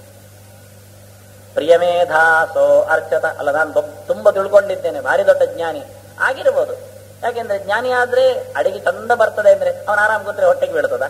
ಮಾಡ್ಲಿಕ್ಕೆ ಮಾಡ್ಬೇಕು. ಅವನು ಚಂದ ಅಡಿಗೆ ಮಾಡ್ಲಿಕ್ಕೆ ಬರ್ತದೆ ಅಂದ್ರೆ ಭಾರಿ ವಿಶೇಷ, ನೀನೇ ಮಾಡೋದು ಅರ್ಥ. ಯಾಕೆಂದ್ರೆ ಅಡಿಗೆ ಚೆನ್ನಾಗಿ ಬಂದವ ಮಾಡಿದ್ರೆ ಆ ಕರ್ಮಕ್ಕೆ ಒಂದು ಬೆಲೆ. ಚಿತ್ರಕಾರನಿಗೆ ಮಾಡಿದ ಚಿತ್ರಕ್ಕೆ ಬೆಲೆ ಹೆಚ್ಚು. ಗೊತ್ತಿಲ್ಲದವ ಪೈಂಟ್ ಇಟ್ಕೊಂಡು ಬ್ರಷ್ ತಿಕ್ಕಿದ್ರೆ ಎಂತದಾಗುತ್ತೆ? ಅದರಿಂದ ಜ್ಞಾನೀತು ಕರ್ಮಾಣಿ ಸದೋದಿತಾನಿ ಕುರ್ಯಾದಕಾಮಹ ಸತತಂ. ತಿಳಿದವ ಒಳ್ಳೆಯ ನಿಟ್ಟಿನಲ್ಲಿ ಕರ್ಮ ಮಾಡಿ ಮತ್ತೊಬ್ಬರಿಗೆ ಆದರ್ಶನಾಗಬೇಕು ಅವನು. ಪ್ರಿಯಮೇಧಾಸೋ ಅರ್ಚತ ಅರ್ಚಂತು ಪುತ್ರಕಾಹ. ನಾವು ಮಕ್ಕಳಿದ್ದೇವೆ, ಅಪ್ಪ ಮಾಡ್ತಾನೆ ಮನೆಯಲ್ಲಿ ಪೂಜೆ, ಮತ್ತೆ ಅಪ್ಪನೇ ಊಟ ಮಾಡ್ಲಿ, ನೀನ್ ಯಾಕೆ ಮಾಡ್ಬೇಕು? ಅವರವರ ಹೊಟ್ಟೆಗೆ ಊಟ ಮಾಡೋದ್ರಿಂದ ನೀನ್ ಎಷ್ಟು ಚಿಕ್ಕ ಮಗುವೇ ಆಗಲಿ, ಎಂಥದ್ದು ಪೆದ್ದಾದ್ರೂ ಒಂದು ಚಿಕ್ಕ ಪೂಜೆ ಮಾಡು. ಅರ್ಚಂತು ಪುತ್ರಕಾಹ ಉತ ಪುರನ್ನ ದೃಷ್ಟವರ್ಚತ. ಪೂಜೆ ಮಾಡೋ ಗೋಜಿಯಲ್ಲಿ ನಿನ್ನನ್ನೇ ಮಾಡಿಕೊಳ್ಳಬೇಡ ಪೂಜೆ ಅಂತದ ನೆನಪು ಮಾಡ್ತದೆ ಮತ್ತೆ. ಯಾಕೆಂದ್ರೆ ಈಗೊಂದು ವೇದ ಮಂತ್ರ ಹೇಳಿದ್ರು, ಭದ್ರಂಗರ್ಣೇ ವಿಶ್ರಣಯಾಮ ದೇವಾಹ ಭದ್ರಂ ಪಶ್ಯೇಮ ಅಕ್ಷವಿರ್ಯಜತ್ರಾಹ ಸ್ಥಿರೈರಂಗೈಃ ಸುಷ್ಟುವಾಂಸಃ ತನೋಭಿಃ ವ್ಯಶೇಮ ದೇವಹಿತಂ ಯದಾಯುಃ ಅಂತ. ನಮ್ಮ ಉಳಿದ ಆಯುಷ್ಯವನ್ನು ಯಾಕೆ ಕಳೆಯುವ ಅಂದ್ರೆ ದೇವಹಿತಂ ಯದಾಯುಃ ವ್ಯಶೇಮ, ದೇವರಿಗೆ ಇಷ್ಟ ಆಗುವಂತೆ ಕಳೆಯುವ. ಅದು ಆಚೀಚೆ ಆಗಿದೆ ಈಗ ಅಕ್ಷರಗಳು. ವ್ಯಶೇಮ ದೇಹಹಿತಂ ಯದಾಯುಃ ಆಗಿಬಿಟ್ಟಿದೆ. ದೇಹಕ್ಕೋಸ್ಕರ ಕಳೀತಾ ಇದ್ದೇವೆ ನೋಡಿ. ಇದ್ದ ಆಯುಷ್ಯ ಪೂರ್ತಿ ವ್ಯರ್ಥ ಆಗ್ತಾ ಉಂಟು. ಇನ್ಯಾರೋ ಹೊರಗಿಂದ ಹೇಳಬಹುದು, ಇಲ್ಲ ಇಲ್ಲ ಬೇರೆ ಎಂತದು ವ್ಯಷೇಮ ದೇಶ ಹಿತಂ ಯದಾಯು ಅಂತ, ದೇಶಕ್ಕೋಸ್ಕರ ದುಡಿತೇವೆ, ಸುಳ್ಳೆ, ಹೆಸರು ಮಾತ್ರ ದೇಶಕ್ಕೆ ಅಂತ ಹಾಕುವುದು ಮತ್ತೆ ದೇಹಕ್ಕೆ. ಅದು ಇನ್ನೊಂದು ಹಸಿ ಹಸಿ ಸುಳ್ಳು. ಅದಕ್ಕೆ ಹೇಳ್ತಾರೆ ದೇವರಿಗೆ ಹಿತಾಗುವಂತೆ ಬದುಕು, ಆಗ ದೇಹಕ್ಕೂ ಹಿತ ಆಗತ್ತೆ. ಆತ್ಮನ ತುಷ್ಟಿರೇವವ ಅಂತ ಭಗವಂತನಿಗೆ ಪ್ರಿಯವಾದ ನಡಿಗೆ ಇದ್ದರೆ ಅದರಿಂದಾಗಿ ಜೀವಕ್ಕೂ ಹಿತ, ಮನಸ್ಸಿಗೂ ಹಿತ, ದೇಹಕ್ಕೂ ಹಿತ. ಅದಾಗಿರಬೇಕು ಅಂದ್ರೆ ಇಲ್ಲಿ ಹೇಳುವಾಗ ಅದರಿಂದ ಸ್ವಧರ್ಮಂಚರ ಧರ್ಮಜ್ಞ, ನಿನ್ ಕೆಲಸ ನೀನು ಮಾಡು. ನಿನಗೆ ಇನ್ನೊಬ್ಬರ ಕೆಲಸ ಎಷ್ಟೇ ಚಂದ ಬರ್ತಾ ಇದ್ರು ಅದು ಮಾಡ್ಲಿಕ್ಕೆ ಹೋಗ್ಬೇಡ. ನಿನ್ನ ಕೆಲಸ ನೀನು ಚೆನ್ನಾಗಿ ಮಾಡಿದರೆ ಅದರಿಂದ ಭಗವಂತನಿಗೆ ಪೂರ್ತಿ ತೃಪ್ತಿ ಆಗತ್ತೆ. ಅದನ್ನು ಮಾಡ್ತವ. ಇದನ್ನೇ ವರ್ಕ್ ಈಸ್ ವರ್ಷಿಪ್ ಅಂದದ್ದು. ಕೆಲಸವನ್ನು ಪ್ರಾಮಾಣಿಕತೆಯಿಂದ ಭಗವಂತನು ಕೊಟ್ಟ ಇದು ನನಗೆ ಈ ಜನ್ಮದಲ್ಲಿ ನನ್ನ ಈ ಪ್ರಾರಬ್ಧಕ್ಕನುಗುಣವಾಗಿ ನನಗಿರತಕ್ಕಂಥ ಪ್ರತಿಭೆಗೆ ಯೋಗ್ಯವಾಗಿ ಇದನ್ನು ಕೊಟ್ಟಿದ್ದಾನೆ ಎನ್ನುವ ದೃಷ್ಟಿಯಿಂದ ಅದನ್ನು ಪೂರ್ಣವಾಗಿ ನೀನು ಇನ್ವಾಲ್ವ್ ಅದರಲ್ಲಿ ಆಗಿ ಮಾಡುತ್ತವ. ಆಗ ನಿನಗೆ ಶ್ರೇಯಸ್ಸಾಗತ್ತೆ. ಯಥಾ ಶಾಸ್ತ್ರಂ ಯಥಾ ವಿಧಿ. ಸ್ವಧರ್ಮವನ್ನು ಮಾಡಬೇಕು ಅಂದಾಗ ಮಾಡ್ತಾ ಇದ್ದೇನೆಲ್ಲ, ಅದಾಗುವುದಿಲ್ಲ, ತಿಳಿದು ಮಾಡ್ತಾ ಇಲ್ಲ ನೀನು. ಯಥಾ ಶಾಸ್ತ್ರಂ, ಶಾಸ್ತ್ರ ಹೇಗೆ ಹೇಳ್ತಾ ಉಂಟು ಹಾಗೆ ಮಾಡ್ತಾ ಇದ್ದೀಯಾ? ಮಾಡ್ತಾ ಇಲ್ಲ ನೀನು. ಶಾಸ್ತ್ರ ಏನಿತ್ವಾ ತಂದ್ರು. ಶಾಸ್ತ್ರ ಅಂದ್ರೆ ಎಂತದ್ದು? ಅದೇ ಕಷ್ಟ. ಈಗ ಎಲ್ಲರಿಗೂ ಎಲ್ಲವೂ ಶಾಸ್ತ್ರ ಆಗಿಬಿಟ್ಟಿದೆ. ಋಗ್ಯಜುಸ್ಸಾಮ ಧರ್ಮಾಶ್ಚ ಭಾರತಂ ಪಂಚರಾತ್ರಕಂ ಮೂಲ ರಾಮಾಯಣಂಚೈವ ಶಾಸ್ತ್ರಮಿತ್ಯಭಿಧೀಯತೆ ಅಂತ 7 ಶಾಸ್ತ್ರಗಳನ್ನು ಪ್ರಾಚೀನರು ಗುರುತಿಸಿದ್ದಾರೆ. ಶಾಸ್ತ್ರ ಅಂದ್ರೆ ಇದು ಋಗ್ವೇದ, ಯಜುರ್ವೇದ, ಸಾಮವೇದ, ಅಥರ್ವೇದ. ಅದು ಮಾತಾಡೋದಿಲ್ಲ 4, ಅದು ಶಾಸ್ತ್ರ. ನಮ್ಮ ಹತ್ರ ಮಾತಾಡೋದಿಲ್ಲ, ಅದು ಮಾತಾಡ್ತಾ ಇತ್ತು. ನಮಗೆ ಭಾಷೆ ಬರುವುದಿಲ್ಲ. ಭಾಷೆಯು ಬರ್ತಿತ್ತು, ಮರೆತು ಬಿಟ್ಟಿದ್ದೇವೆ. ಮರೆತು ಬಿಟ್ಟದ್ದಲ್ಲ, ನಮಗೆ ಅದರಲ್ಲಿ ಪ್ರವೇಶ ಇಲ್ಲ ಅಷ್ಟೇ. ಇಲ್ಲ ಇಷ್ಟು ಹೇಳುವಾಗ. ಯಾಕೆಂದ್ರೆ ಬೆಳಿಗ್ಗೆ ಎದ್ದ ತಕ್ಷಣ ಒಂದು ಮಾತು ಬರ್ತದೆ, ಬಿಸಿ ನೀರಿಗೆ ಬೆಂಕಿ ಹಾಕು ಅಂತ. ಯಾರಾದ್ರೂ ಗಲಾಟೆ ಮಾಡ್ತಾರ ಮನೆಯಲ್ಲಿ? ಆರಾಮ ಮೀಳ್ತಾರೆ. ವಾಕ್ಯ ತಪ್ಪು, ವಿಷಯ ಸರಿ. ಮತ್ತೊಂದು ಮಾತು ಬರ್ತದೆ, ಅನ್ನಕ್ಕೆ ಅಕ್ಕಿ ಹಾಕು ಅಂತ. ಇನ್ನು ದುರಂತ. ಆದ್ರೆ ಎಲ್ಲಿಯೂ ಗಲಾಟೆ ಇಲ್ಲ, ಚರ್ಚೆ ಇಲ್ಲ, ಕೆಲಸ ಆಯ್ತು. ಇದೆಲ್ಲ ಕೆಲಸ ಆಗತ್ತೆ. ಮತ್ತೆ ದಾರಿಯಲ್ಲಿ ಹೋಗ್ತಾ ಇದ್ದಾನೆ, ಹಾಲು ಅಂತೇವೆ, ಬರ್ತಾನೆ, ಹಾಲು ಕೊಟ್ಟು ಹೋಗ್ತಾನೆ. ಅವನು ಹಾಲ. ಮತ್ ಸ್ವಲ್ಪ ಹೊತ್ತಲ್ಲಿ ಕೈಗಾಡಿ ಬರುತ್ತೆ, ತರಕಾರಿ ಅಂತೇವೆ, ಬಂದ, ಕೊಟ್ಟ, ಹೋದ. ಇಲ್ಲೆಲ್ಲ ಏನು ತಕರಾರು ಇಲ್ಲದೆ ನಮ್ಮ ಕೆಲಸ ಆಗತ್ತೆ. ಅದೇ ಸರ್ವಂ ಖಲ್ವಿದಂ ಬ್ರಹ್ಮ, ಎಲ್ಲಾ ದೇವರು ಅಂದಾಗ ಗಲಾಟೆ ಶುರುವಾಗ್ತದೆ. ಅದೆಂದು ಎಲ್ಲಾ ದೇವರು ಅಂದ್ರೆ ನಾಯಿ ದೇವರ, ಬೆಕ್ಕು ದೇವರ ಶುರುವಾಗ್ತದೆ. ಮತ್ತೆ ಅದು ತರಕಾರಿ ಆದ್ರೆ, ಅವನು ತರಕಾರಿ ಕೊಡುವವ ತರಕಾರಿ ಆಗುವುದಾದ್ರೆ, ಹಾಲು ಕೊಡುವವ ಹಾಲಾಗುವುದಾದ್ರೆ, ಎಲ್ಲವನ್ನು ಇಟ್ಟವ ಯಾಕೆ ಎಲ್ಲ ಆಗುವುದಿಲ್ಲ? ವಿಶ್ವಂ ವಿಷ್ಣುರ ವಷಟ್ಕಾರ ವಿಶ್ವಸ್ಯ ತದಧೀನತ್ವ ವಿಶ್ವಂ ವಿಷ್ಣು ಹೃದೀರ್ಯತೆ. ಎಲ್ಲವೂ ಯಾರ ಕೈಯಲ್ಲಿ ಕೂತಿದ್ದು ಅವನನ್ನು ಎಲ್ಲ ಅಂತ ಕರೆಯುವುದು ಕ್ರಮ. ಒಂದು ಕಾಲದಲ್ಲಿ ನಮ್ಮ ದೇಶವನ್ನು ಇಂದಿರಾ ಈಸ್ ಇಂಡಿಯಾ ಅಂತ ಕರೀತಿದ್ರು. ಇಂದಿರಾ ಇಂಡಿಯಾ ಆಗುವುದಾದ್ರೆ ವಿಶ್ವ ಭಗವಂತ ಯಾಕೆ ಆಗುವುದಿಲ್ಲ? ಅಲ್ಲಿ ಯಾಕೆ ಗಲಾಟೆ ಮಾಡ್ಬೇಕು ನಾವು? ಬಹಳ ಚಂದದ ವೈದಿಕವಾದ ಚಿಂತನೆ ನಮ್ಮ ವ್ಯವಹಾರದಲ್ಲಿ ಮೂಡಿದೆ. ಆದ್ರೆ ನಾವು ವ್ಯವಹಾರದಲ್ಲಿ ಇಟ್ಟುಕೊಂಡಿದ್ದೇವೆ, ಶಾಸ್ತ್ರಕ್ಕೆ ಬರುವಾಗ ಗುದ್ದಾಡುತ್ತೇವೆ, ಮರೆತು ಬಿಡುತ್ತೇವೆ. ಅದಕ್ಕೆ ಹೇಳಿದ ನನ್ನ ಭಾಷೆ ಗೊತ್ತಿದೆ, ಆದ್ರೆ ತರಲಿಕ್ಕೆ ಇಷ್ಟ ಇಲ್ಲ ನಮಗಷ್ಟೇ. ಅದನ್ನು ವೇದದಲ್ಲಿ ನೋಡುವಾಗ ಎಷ್ಟು ಚಂದ ಆಗತ್ತೆ. ಕಡೆಯ ಬೆಂಚು ಗಲಾಟೆ ಮಾಡ್ತದೆ ಅಂತಾರೆ. ಯಾರು ಗಲಾಟೆ ಮಾಡುವುದಿಲ್ಲ ಹೇಳಿದ್ದಕ್ಕೆ? ಮತ್ತೇನರ್ಥ? ಕಡೆಗೆ ಬೆಂಚಿನವರು ಅಂತ. ಹಾಗಾದ್ರೆ ವೇದವು ಮೃದ ಪ್ರವೀತ ಆವೈಕ್ಷಂತ, ಮಣ್ಣು ಮಾತಾಡಿದ್ದು ಅಂತುಂಟು. ಪಾಶ್ಚಾತ್ಯರು ಹೇಳಿದ್ರು ಇದೆಂತದ್ದು ಒಟ್ಟಾರೆ ಮಾತಾಡ್ತಾರೆ, ಮಣ್ಣು ಎಲ್ಲಿಯಾದ್ರೂ ಮಾತಾಡ್ತದ? ಇವರಿಗೆ ತಲೆ ಸರಿ ಇಲ್ಲ ಅಂದ್ರು. ಹೌದು, ನಾವು ಒಪ್ಪಿದೆವು. ಕಡೆಗೆ ಬೆಂಚು ಮಾತಾಡ್ತದೆ ಅಂತ ಆದ್ರೆ ಮಣ್ಣು ಯಾಕೆ ಮಾತಾಡೋದಿಲ್ಲ? ಅಂದ್ರೆ ಏನಾಯ್ತು? ಮಣ್ಣಿನ ದೇವತೆ ಅಂತ. ಅಭಿಮಾನಿ ವ್ಯಪದೇಶಸ್ತು ವಿಶೇಷಾನುಗತಿಭ್ಯಾಮ್ ಅಂತ ಒಂದು ಸೂತ್ರ ಬರೋದು ವ್ಯಾಸ. ಎಲ್ಲಿಯಾದ್ರೂ ಅಂತಹ ವಸ್ತುಗಳು ಬಂದ್ರೆ, ಬೆಂಕಿ ನೋಡಿತು, ಮಣ್ಣು ಮಾತಾಡಿತು ಬಂದ್ರೆ ಮಣ್ಣಿನ ದೇವತೆ ಎಂದು ಅರ್ಥ ಮಾಡಿ. ಇವತ್ತು ಅಗ್ನಿ ಸಾಕ್ಷಿಯಾಗಿ ಮದುವೆ ಆದದ್ದು ಅಂತೇವೆ. ಎಲ್ಲಿಯಾದ್ರೂ ಬೆಂಕಿ ಸಾಕ್ಷಿ ಆಗ್ತದ? ಜಡವಾದದ್ದು. ಹಾಗಾದ್ರೆ ನಾನು ಮೈಕ್ ಸಾಕ್ಷಿಯಾಗಿ ಮಾತಾಡ್ತೇನೆ ಹೇಳ್ಬೋದು. ಅಂದ್ರೆ ಬೆಂಕಿ ಸಾಕ್ಷಿಯಾಗಿ ಅಲ್ಲ, ಅಗ್ನಿ ದೇವ ಸಾಕ್ಷಿಯಾಗಿ. ಹಾಗೆ ಪ್ರತಿಯೊಂದು ಸಹ ಎಲ್ಲೆಡೆ ಭಗವಂತ ತುಂಬಿರುತ್ತಾನೆ. ಅದನ್ನು ಅರಿತು ಶಾಸ್ತ್ರೋಕ್ತವಾದ ಕರ್ಮ ಮಾಡು. ಹಾಗೆ 4 ವೇದಗಳು ನಮಗೆ ಮಾತಾಡಬೇಕು. ಅದು ಮಾತಾಡುವುದಿಲ್ಲಲ್ಲ, ನಾವು ಮಾತಾಡಿಸುವುದಿಲ್ಲ ಅದನ್ನು ಅಷ್ಟೇ. ಅನಂತರ ಮಹಾಭಾರತ, ಪಂಚರಾತ್ರ, ಮೂಲ ರಾಮಾಯಣ, ಇದು 3 ಗ್ರಂಥ ಇದೆ. ರಾಮಾಯಣ ಭಾರತಗಳು ನಮ್ಮ ಜೀವನದ ಒಂದು ಅವಿಭಾಜ್ಯ ಅಂಗವಾಗಿ ಬಂದಾಗ ಮಾತ್ರ ನಮಗೆ ಶಾಸ್ತ್ರದ ಪರಿಚಯ ಆಗತ್ತೆ. ಅದರಂತೆ ನಾವು ಬದುಕಲಿಕ್ಕೆ ಸಾಧ್ಯ ಉಂಟು. ಅದು ಪ್ರತಿನಿತ್ಯ ಆಗಬೇಕು. ಪ್ರಾತರ ದ್ಯೂತ ಪ್ರಸಂಗೇನ ಮಧ್ಯಾಹ್ನೇ ಸ್ತ್ರೀ ಪ್ರಸಂಗತಃ ರಾತ್ರೌ ಚೋರ ಪ್ರಸಂಗೇನ ಕಾಲೋ ಗಚ್ಚತಿ ಧೀಮತಾಂ. ಇದು ಚಾಣಕ್ಯ ಹೇಳಿದ್ದು. 2000 ವರ್ಷದ ಕೆಳಗೆ ಕ್ರಿಸ್ತ ಪೂರ್ವದ ವಾಕ್ಯ ಇದು. ಆವತ್ತಿನ ಕಾಲದ ಜನ ಅಂದ್ರೆ ಪರದೇಶರ ಆಕ್ರಮಣ ಆಗುವ ಮುಂಚೆ, ಕ್ರಿಸ್ತ ಹುಟ್ಟುವ ಮುಂಚೆ ಈ ನೆಲ ಯಾವ ಬಗೆಯಿಂದ ಚಿಂತನೆ ಮಾಡುತ್ತಿತ್ತು ಅಂದ್ರೆ, ಬೆಳಿಗ್ಗೆ ಜೂಜಾಡ್ತಾ ಇದ್ರು, ಪ್ರಾತಃ ದ್ಯೂತ ಪ್ರಸಂಗೇನ, ಮಧ್ಯಾಹ್ನ ಸ್ತ್ರೀ ಪ್ರಸಂಗದ, ನಟ್ಟ ನಡುವಿನ ಹೊತ್ತಿನಲ್ಲಿ ಹೆಣ್ಣಿನ ಬಗ್ಗೆ ಯೋಚನೆ ಮಾಡುತ್ತಿದ್ರು, ರಾತ್ರೋ ಚೌರ ಪ್ರಸಂಗೇನ, ಮತ್ತೆಂದು ಕೆಲಸ, ರಾತ್ರಿ ಕಳ್ಳ ಕೆಲಸ. ಇಷ್ಟರಲ್ಲಿ ಇವರದ್ದು 3 ಹೊತ್ತು ಹೋಗ್ತಿತ್ತು ಅಂತ ಅವ ಹೇಳ್ತಿದ್ದ ಚಾಣಕ್ಯ. ಅಂದ್ರೆ ಈ ದೇಶದ ಜನ ಹೇಗಿದ್ರು ಅಂತ. ಕಾಲೋ ಗಚ್ಚತಿ ಧೀಮತಾಂ, ಬುದ್ಧಿಮಂತರ ಕೆಲಸ ಇದಾಗಿತ್ತು ಅಂತ. ಪ್ರಾತಃ ದ್ಯೂತ ಪ್ರಸಂಗೇನ, ಜೂಜಾಟಕ್ಕೆ ಬಂದ ಮಹಾಭಾರತ ಇಲ್ವಾ, ಅದನ್ನು ಚಿಂತನೆ ಮಾಡ್ತಿದ್ರು ಬೆಳಗ್ಗಿನ ಹೊತ್ತು, ಅದು ಗಡುಸಾದ ಗ್ರಂಥ. ಮಧ್ಯಾಹ್ನ ಸ್ತ್ರೀ ಪ್ರಸಂಗತಃ, ಮಧ್ಯಾಹ್ನ ಊಟದ ಹೊತ್ತು, ಊಟ ಆದ ನಂತರ ಸ್ವಲ್ಪ ನಿದ್ದೆಗೆ ಬರುತ್ತೆ, ಹಾಗಾಗಿ ರಾಮಾಯಣ ನೋಡ್ತಿದ್ರು, ಸೀತೆಯ ಸುತ್ತ ಕತೆ ಹೆಣಿತಾ ಇದ್ರು, ಚಿಂತನೆ ಮಾಡ್ತಿದ್ರು. ರಾತ್ರವು ಚೋರ ಪ್ರಸಂಗನ, ಸಂಜೆಯ ಹೊತ್ತು ಭಾಗವತ ತೆಗಿತಿದ್ರು. ಕಳ್ಳ ಕೃಷ್ಣ ತಮ್ಮ ಮನಸ್ಸಿನ ಭಕ್ತಿಯ ಮುದ್ದೆ ಬೆಣ್ಣೆಗೆ ಅವನನ್ನು ಬಾಗಿಲು ತೆರೆದು ಆಹ್ವಾನ ಮಾಡ್ತಿದ್ರು. ಎಷ್ಟು ಚಂದ. ಇವತ್ತು 3 ಹೊತ್ತು ಇದೆ ಅಂತ ಗೊತ್ತಿಲ್ಲ, ಯಾಕೆ ಎಲ್ಲ ಒಂದೇ ಹೊತ್ತಾಗಿಬಿಟ್ಟಿದೆ. ರಾತ್ರಿ ಹಗಲು, ಹಗಲು ರಾತ್ರಿ ಏಕ್ದಮ್ ಒಂದೇ ಆಗಲಿಕ್ಕೆ ಹೋಗಿ ನಮ್ಮ ಸನಾತನ ಸಂಸ್ಕೃತಿ, ನಮ್ಮ ಮುಂದಿನ ಪೀಳಿಗೆಗೆ ನಾವು ಚೂರು ಉಳಿಸದೆ, ನಮ್ಮ ರಕ್ತದಲ್ಲಿ ಆದ್ರೂ ಉಳಿಸದೆ, ಮತ್ತೆ ಯಾವ ಬಗೆಯಿಂದ ಅಲ್ಲದಿದ್ರು ಅವರಿಗೊಂದು ಸಂಸ್ಕೃತಿಯ ಬೀಜಕ್ಷೇಪವಾದ್ರೂ ಮಾಡಬೇಕಾಗತ್ತೆ. ಅದನ್ನು ಯಥಾಶಾಸ್ತ್ರಂ ಯಥಾವಿಧಿ ವಿದ್ಯುಕ್ತವಾಗಿ ಶಾಸ್ತ್ರಕಾರರು ಹಾಗೆ ಮಾಡು ಹೀಗೆ ಬೇಡ ಎನ್ನುವುದು ಯಾರಿಗೆ? ಪ್ರಾಣಿಗ? ಮರಗಳು ಶಾಲೆ ಹೋಗ್ತಾವ?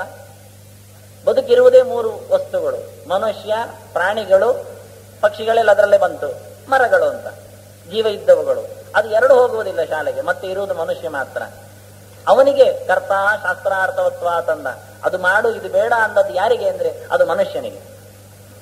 ಅದನ್ನು ಅವನು ಯೋಚನೆ ಮಾಡಿಕೊಂಡು ಮಾಡದೇ ಇದ್ರೆ, ವಿದ್ಯುಕ್ತವಾದ ಕರ್ಮವನ್ನು ನಡೆಸಿಕೊಡದೇ ಇದ್ರೆ ಎಷ್ಟು ದುರಂತಕ್ಕೆ ಹೋಗ್ತಾನೆ. ಇವತ್ತು ಆದದ್ದೇ ಹಾಗೆ, ತನ್ನ ಕೆಲಸ ತಾನು ಮಾಡದೆ, ಎಲ್ಲಿಯಾದ್ರೂ ಪಕ್ಕದ ಮನೆಯ ಗೇಟು ಸದ್ದು ಆದ ತಕ್ಷಣ ನಮ್ಮ ಯೋಚನೆ, ಇಷ್ಟು ಬೇಗ ಎಲ್ಲಿ ಹೊರಟ್ಲ ಅವಳು, ದಿನ 8 ಗಂಟೆ ಹೋಗೋದು, ಈಗ 7 ಗಂಟೆಗೆ ಯಾಕೆ ಹೋದ್ಲು, ಅವಳೊಟ್ಟಿಗೆ ಹೋಗಿ ಆಯ್ತು ಮನಸ್ಸು. ಇಲ್ಲಿ ಮನೆಯಲ್ಲಿ ಇಲ್ಲ. ಯಾವ ಕರ್ಮಕ್ಕೆ ಇದು? ಸ್ವಧರ್ಮಂಚರ ಧರ್ಮಜ್ಞ ಯಥಾ ಶಾಸ್ತ್ರಂ ಯಥಾ ವಿಧಿ ನಹಿ ಗಾರ್ಹಸ್ಥ್ಯಂ ಉತ್ಸೃಜ್ಯ ತವಾರಣ್ಯಂ ವಿಧೀಯತೆ.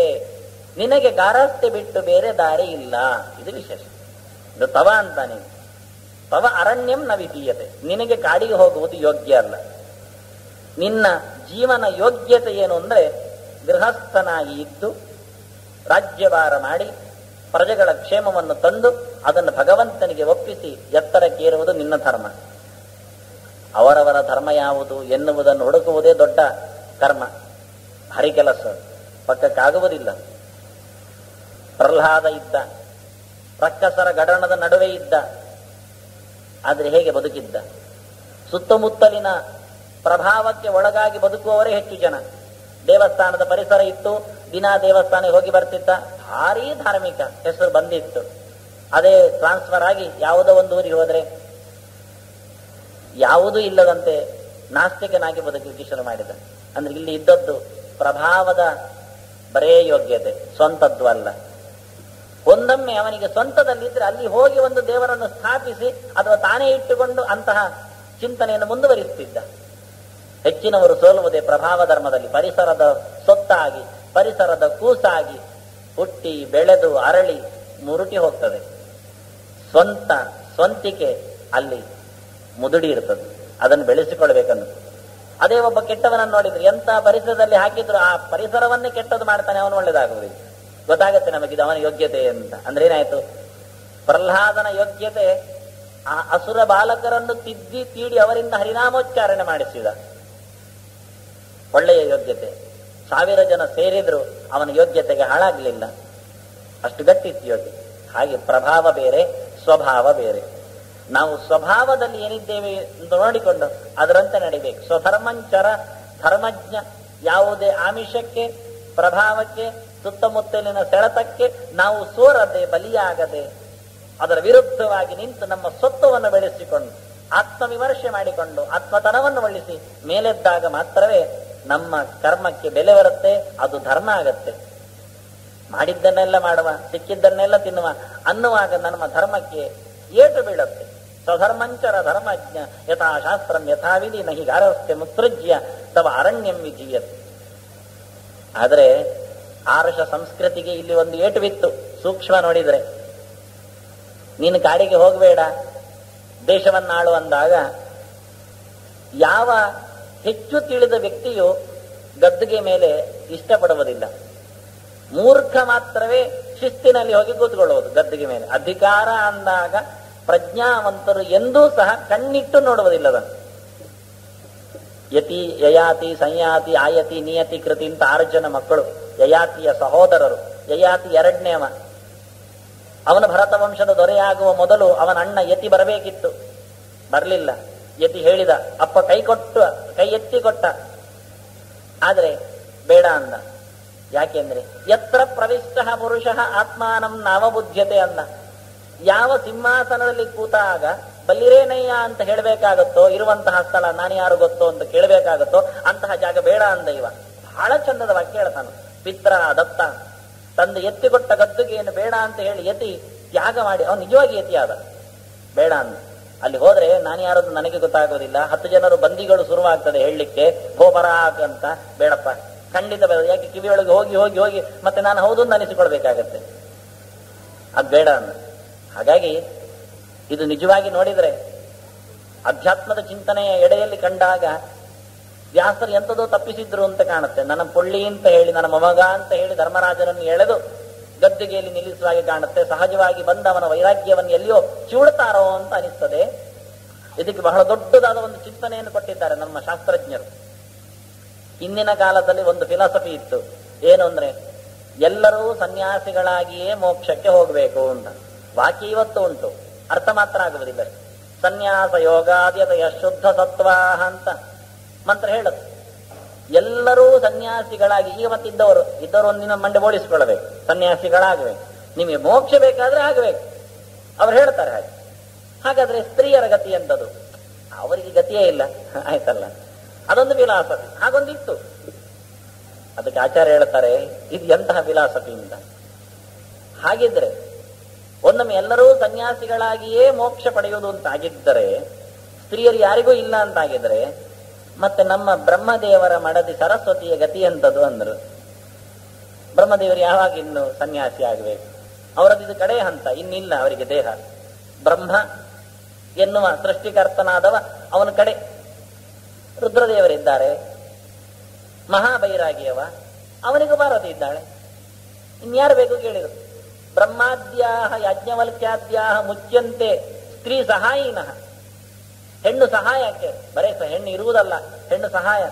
ಯಾವುದೇ ಧರ್ಮ ಕಾರ್ಯ ಮಾಡಬೇಕಾದ್ರೆ ಧರ್ಮಪತ್ನಿ ಇರಬೇಕಲ್ಲಿ, ಆಗ ಮಾತ್ರ ಪುಣ್ಯ ಪೂರ್ತಿ ಬರುತ್ತೆ. ಅದು ಕ್ಷೇತ್ರ ಸಂಚಾರ ಇರಬಹುದು, ಧರ್ಮ ಕಾರ್ಯ ಇರಬಹುದು, ಪೂಜೆ ಇರಬಹುದು. ಇವರೆಲ್ಲ ಬ್ರಹ್ಮಾದಿಗಳು ಮತ್ತು ಯಾಜ್ಞವಲ್ಕ್ಯಾದಿಗಳು. ಒಬ್ಬ ಋಷಿ ಯಾಜ್ಞವಲ್ಕ್ಯ ಅಂತ, ಅವನಿಗೆ 2 ಮಡದಿಯರು, ಮತ್ತೆ ಒಂದಲ್ಲ 2 ಇಬ್ಬರಿದ್ರು ಸಹ ಯಾಜ್ಞವಲ್ಕ್ಯನಿಗೆ ಮೋಕ್ಷ ಆಗತ್ತೆ. ಇವರಿಗೆಲ್ಲ ಸ್ತ್ರೀಯರಿದ್ದಾರೆ, ಸ್ತ್ರೀ ಸಹಾಯಿಗಳಿದ್ದಾರೆ, ಇವರಿಗೆಲ್ಲ ಮೋಕ್ಷ ಇಲ್ಲೇನು? ಅವರು ಮೋಕ್ಷಕ್ಕೆ ಹೋಗ್ತಾರೆ. ಸ್ತ್ರೀ ಸಹಾಯಿನಃ ಮುಚ್ಚಂತೆ ಕೇಚನೈತೇಷಾಂ ಬದ್ಯಂತೆ. ಆದ್ರೆ ಕೆಲವರಿಗೆ ಬಂಧನವೂ ಹೌದು, ಅದರಿಂದ ತೀರ್ಮಾನ ಇಲ್ಲ. ಯಾರಿಗೆ ಎಂತಹ ಯೋಗ್ಯತೆ ಹಾಗೆ ಅಂತವರು. ಕೆಲವರಿಗೆ ಗಾರಸ್ಥ್ಯದಿಂದಲೇ ಮೋಕ್ಷ ಸಾಧನೆ ಹೆಣ್ಣು ಜೊತೆಯಲ್ಲಿ, ಕೆಲವರಿಗೆ ಸನ್ಯಾಸದಿಂದಲೇ ಮೋಕ್ಷ, ಹೀಗೆ ಕ್ರಮ. ಹಾಗಾದ್ರೆ ಈಗ ಇದ್ದವರೆಲ್ಲ ಸನ್ಯಾಸಿಗಳು ಅಂದ್ರೆ ಅದು ಅಲ್ಲ, ಅವರ ಪ್ರಾರಬ್ಧ ಇರಬಹುದು. ಅವ್ರು ಯಾರೋ ಶಾಪ ಕೊಟ್ಟು ನಿನಗೆ ಹೆಣ್ಣು ಸಿಗದಿರ್ಲಿ ಹೇಳಿದ್ರೆ ಈ ಜನ್ಮದಲ್ಲಿ ಸನ್ಯಾಸಿಗಳಾಗಿರೋ, ಬರೋ ಜನ್ಮದಲ್ಲಿ ಗೃಹಸ್ಥರಾಗೋ. ಹಾಗೆ ಇದ್ದವರೆಲ್ಲ ಗೃಹಸ್ಥರು ಹಾಗೆ ಅಂದ್ರೆ ಅದು ಕಷ್ಟ. ನಿನಗೊಂದು ಇರಲಿ ತಾಗಿ ಬೀಳ್ಲಿ ಅಂತ ಯಾರೋ ಶಾಪ ಕೊಟ್ಟಿದ್ರೆ ಬರೋ ಜನ್ಮಕ್ಕೆ ಸನ್ಯಾಸಿ ಆಗು. ಅದನ್ನು ಯೋಯಸ್ಯ ವಿಹಿತೋ ಧರ್ಮ ವಿಷ್ಣುನ ಪ್ರಭವಿಷ್ಣುನ ತೇನ ಮುಕ್ತಿ ಭವೇತ್ತಸ್ಯ ತಂ ಗುರುರ್ವೇದ ಸರ್ವವೇದ. ಯಾರ ಸ್ವಭಾವ ಎಂಥದು ಎನ್ನುವುದಾಗಿ ಭಗವಂತ ಒಂದು ವ್ಯವಸ್ಥೆ ಮಾಡಿದ್ದಾನೆ, ಅದರಂತೆ ನಡೆಯಬೇಕು, ಅದನ್ನು ಮುಂದುವರಿಸಿಕೊಳ್ಳಬೇಕು, ಅದರಲ್ಲಿ ಅವನು ಗೆಲುವನ್ನು ಪಡೆಯಬೇಕು. ಇಷ್ಟಕ್ಕೆ ಮಾತ್ರ ಸ್ವಭಾವ ಅಂತಾರೆ. ಹಾಗಾಗಿ ತವ ಅರಣ್ಯಂ ನ ವಿಧೀಯತೆ ಅನ್ನೋದು. ಇದಕ್ಕೋಸ್ಕರ ವ್ಯಾಸರು ಒತ್ತಿ ಹೇಳಿದ್ರು, ನಿನಗೆ ಕಾಡು ಹೇಳಿದ್ದಲ್ಲ ಅಂತ. ನಿನಗೆ, ಕೆಲವರಿಗೆ ಕಾಡು ಬೇಕು, ಕೆಲವರಿಗೆ ನಾಡು ಬೇಕು. ಆದ್ರೆ ನಿನಗೆ ಏನು ಬೇಕು ಅಂದ್ರೆ, ನಿನಗೆ ಕಾಡು ಬೇಡ, ನಾಡು ಬೇಕು. ನೀನು ಹಾಗೆ ಮಾಡು ಅಂದ್ರು, ಒಪ್ಪಿಕೊಂಡ ಧರ್ಮರಾಜ. ಹೋಗ್ಲಿಕ್ಕೆ ಸ್ವಲ್ಪ ತಡ ಮಾಡಿದೆ, ಯಾಕೆಂದ್ರೆ ವ್ಯಾಸರು ಹೇಳಿದ ನಂತರ ಹೋಗ್ಲಿಕ್ಕೆ ಆಗುವುದಿಲ್ಲ. ಈಗ ಅಲ್ಲ, ಇಲ್ಲಿದ್ರೆ ಜಂಜಾಟ, ನೋವು, 1000 ಬಗೆಯ ನೋವು. ಯಾರಿಗಿಲ್ಲ ಕೇಳಿದ್ರು ವ್ಯಾಸರು. ಕೆಲವೊಮ್ಮೆ ಬಹಳ ಸುಲಭ ಅದು, ತಲೆನೋವು ಅಲ್ಲ, ತಲೆ ಇದ್ದವರಿಗೆಲ್ಲ ಇದ್ದದ್ದೇ ಅದು, ಸುಲಭ ಅದು. ಯಾಕೆ? ಆಶ್ರಯ ಉಂಟು, ಬರಬೇಕಾಗಿದೆ. ಒಂದು ತಲೆ ಅಂತ ಇರುವುದರಿಂದ ಅದಕ್ಕೆ ಬೇಕಾದ ನೋವು ಅಂತ ಬರಬೇಕು. ಮತ್ತೇನು ಕೇಳಿದ್ರು? ಶೋಕಸ್ಥಾನ ಸಹಸ್ರಾಣಿ ಹರ್ಷಸ್ಥಾನ ಶತಾನಿ ಚ ದಿವಸೇ ದಿವಸೇ ಮೂಢಂ ಆವಿಶಂತಿ ನ ಪಂಡಿತ. ನೋವು ನಲಿವು ಇದಕ್ಕೆಲ್ಲ ತಾಳ ಹಾಕುವವ ಮೂಢ ಮಾತ್ರ. ಒಂದ್ಸರ್ತಿ ದುಃಖ ಬರುತ್ತೆ, ಒಂದ್ಸರ್ತಿ ಸುಖ ಆಗತ್ತೆ. ಅದರ ಪ್ರಕಾರ ನಾವಿದ್ದು ಬಿಟ್ರೆ ಅದು ಮುಗಿಯುವುದೇ ಇಲ್ಲ. ದುಃಖದ ಬೆನ್ನ ಹಿಂದೆ ಇದ್ರೆ ಈಗಿರ್ತಿದ್ದ ಅಂತ ಅಳ್ಳಿಕ್ ಶುರು ಮಾಡುದು, ಅದು ಶೋಕ. ಅತ್ತಾಗಿದೆ, ಅವತ್ತು ಮಗ ಸತ್ತಾಗಿದೆ, ಸತ್ತಾಗ ಅತ್ತಾಗಿದೆ, ಎಲ್ಲ ಮುಗಿದಿದೆ. ಈಗ ಅವನನ್ನು ನೆನೆದು ಮತ್ತೊಮ್ಮೆ ಎಳೆದು ಆ ದುಃಖವನ್ನು ತಂದು ಅಳುವುದುಂಟಲ್ಲ, ಅದು ಶೋಕ. ಒಂದ್ಸರ್ತಿ ಆಕ್ಸಿಡೆಂಟ್ ಆಗಿದೆ, ಕೈ ಮುರಿದಾಗಿದೆ, ನೋವು ತಿಂದಾಗಿದೆ, ಮತ್ತೆ ಯಾವತ್ತೂ ಒಮ್ಮೆ ಈ ಕೈ ಮುರಿದಿತ್ತಲ್ಲ ಅಂತ ಸರಿ ಇದ್ದಾಗ ಹತ್ರ ಹೇಗೋ ಹಾಗೆ. ಇದಕ್ಕೆ ಶೋಕ ಅಂತ ಕರೀತಾರೆ. ಇಂಥದ್ದು ಸ್ಥಾನ ಸಾವಿರ ಉಂಟು ನಮಗೆ. ಎಲ್ಲಿಯಾದ್ರೂ ಈ ಬಿಲ್ಡಿಂಗ್ ಬಿದ್ದರೆ ಮಂಡೆ ಮೇಲೆ, ಮೊನ್ನೆಯಲ್ಲಿ ಬಿದ್ದಿದ್ದಂತೆ ಅಳ್ಳಿಕ್ಕೆ ಕೂತ್ರೆ, ಇವತ್ತು ಅಲ್ಲಿ ರಸ್ತೆಗೆ ಇಳಿದಾಗ ಆಕ್ಸಿಡೆಂಟ್ ಆಗಿದೆ ಅಂತ ಹೋಗುದಿಲ್ಲ ಅಂತ ಕೂತ್ರೆ, ಒಬ್ಬ ತಿನ್ನುವಾಗನೇ ಗೊಟಕ್ಕಾದ್ನಂತೆ ನಾನೇ ತಿನ್ನುವುದಿಲ್ಲ ಅಂದ್ರೆ ಅದೆಲ್ಲ ಬರೋದಿಲ್ಲ ಜನಕ್ಕೆ.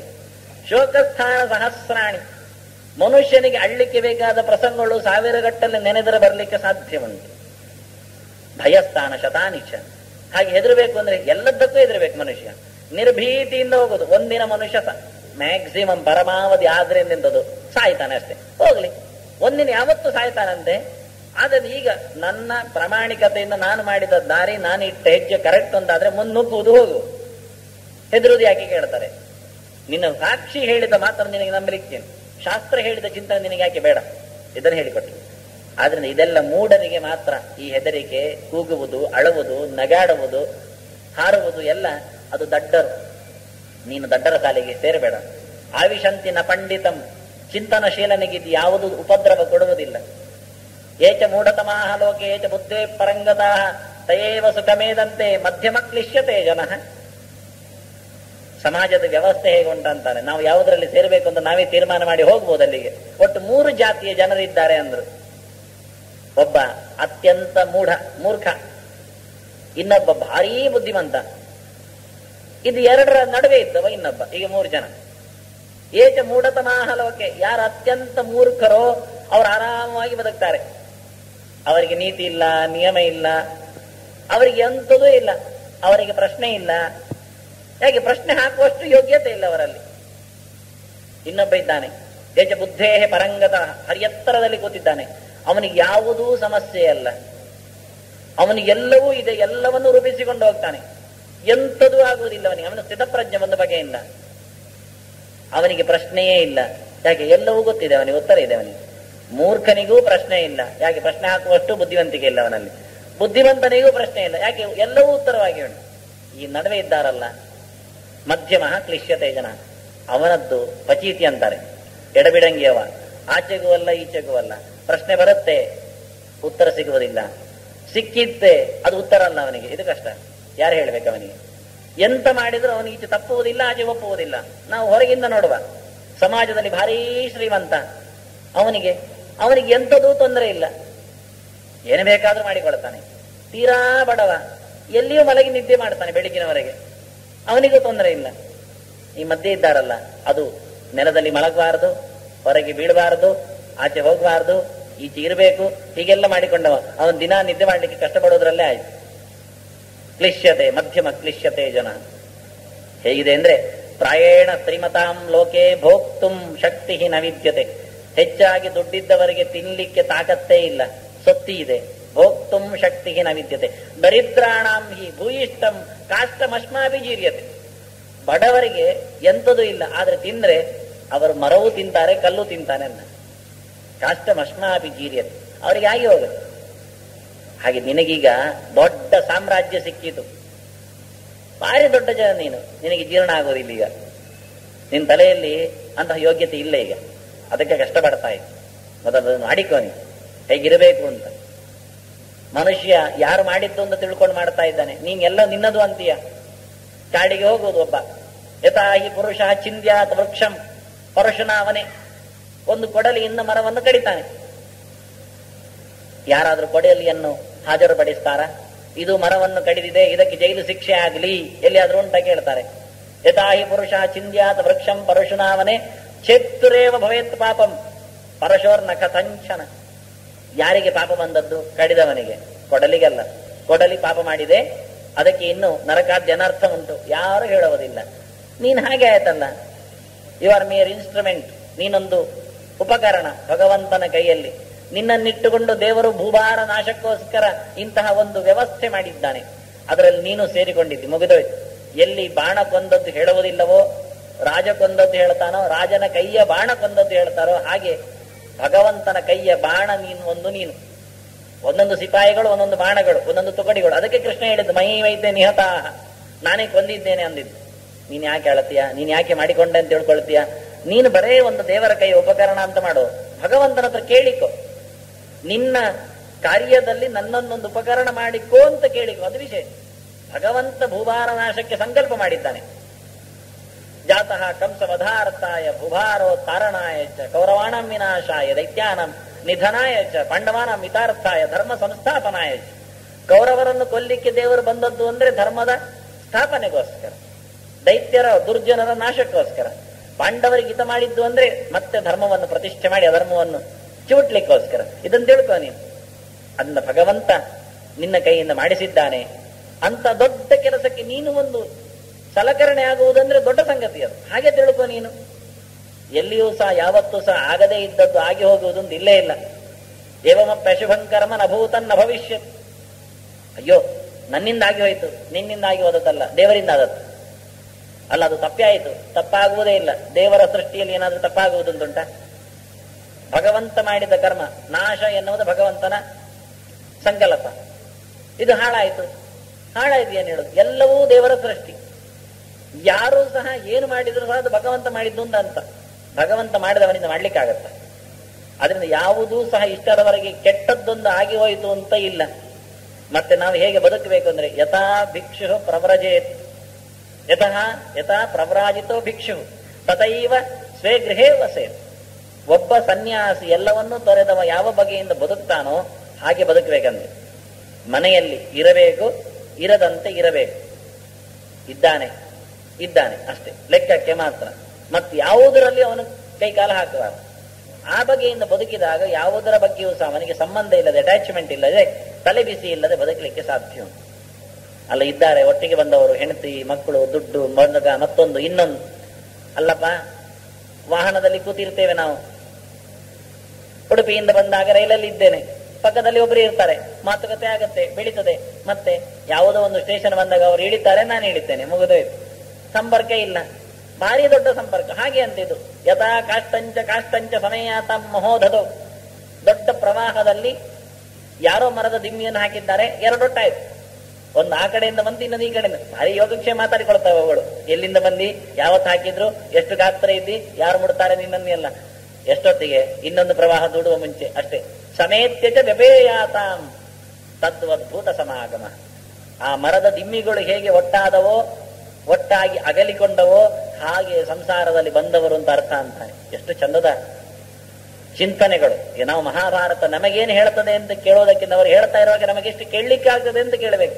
ಇಷ್ಟೆಲ್ಲ ಹೇಳಲಿಕ್ಕೆ ಬರುತ್ತೆ, ನಾವು ಕೇಳುತ್ತೇವೇನು? ಹಾಗೆಪ್ಪ, ಎರಡು ಮರದ ದಿಮ್ಮಿಗಳು ಒಟ್ಟಾದಾಗಿ ಹೆಂಡತಿ ಗಂಡ ಎನ್ನುವುದು ಅಂದ್ರೆ ಅದು ಪುರಾಣರೇ ಅಂತಾರೆ.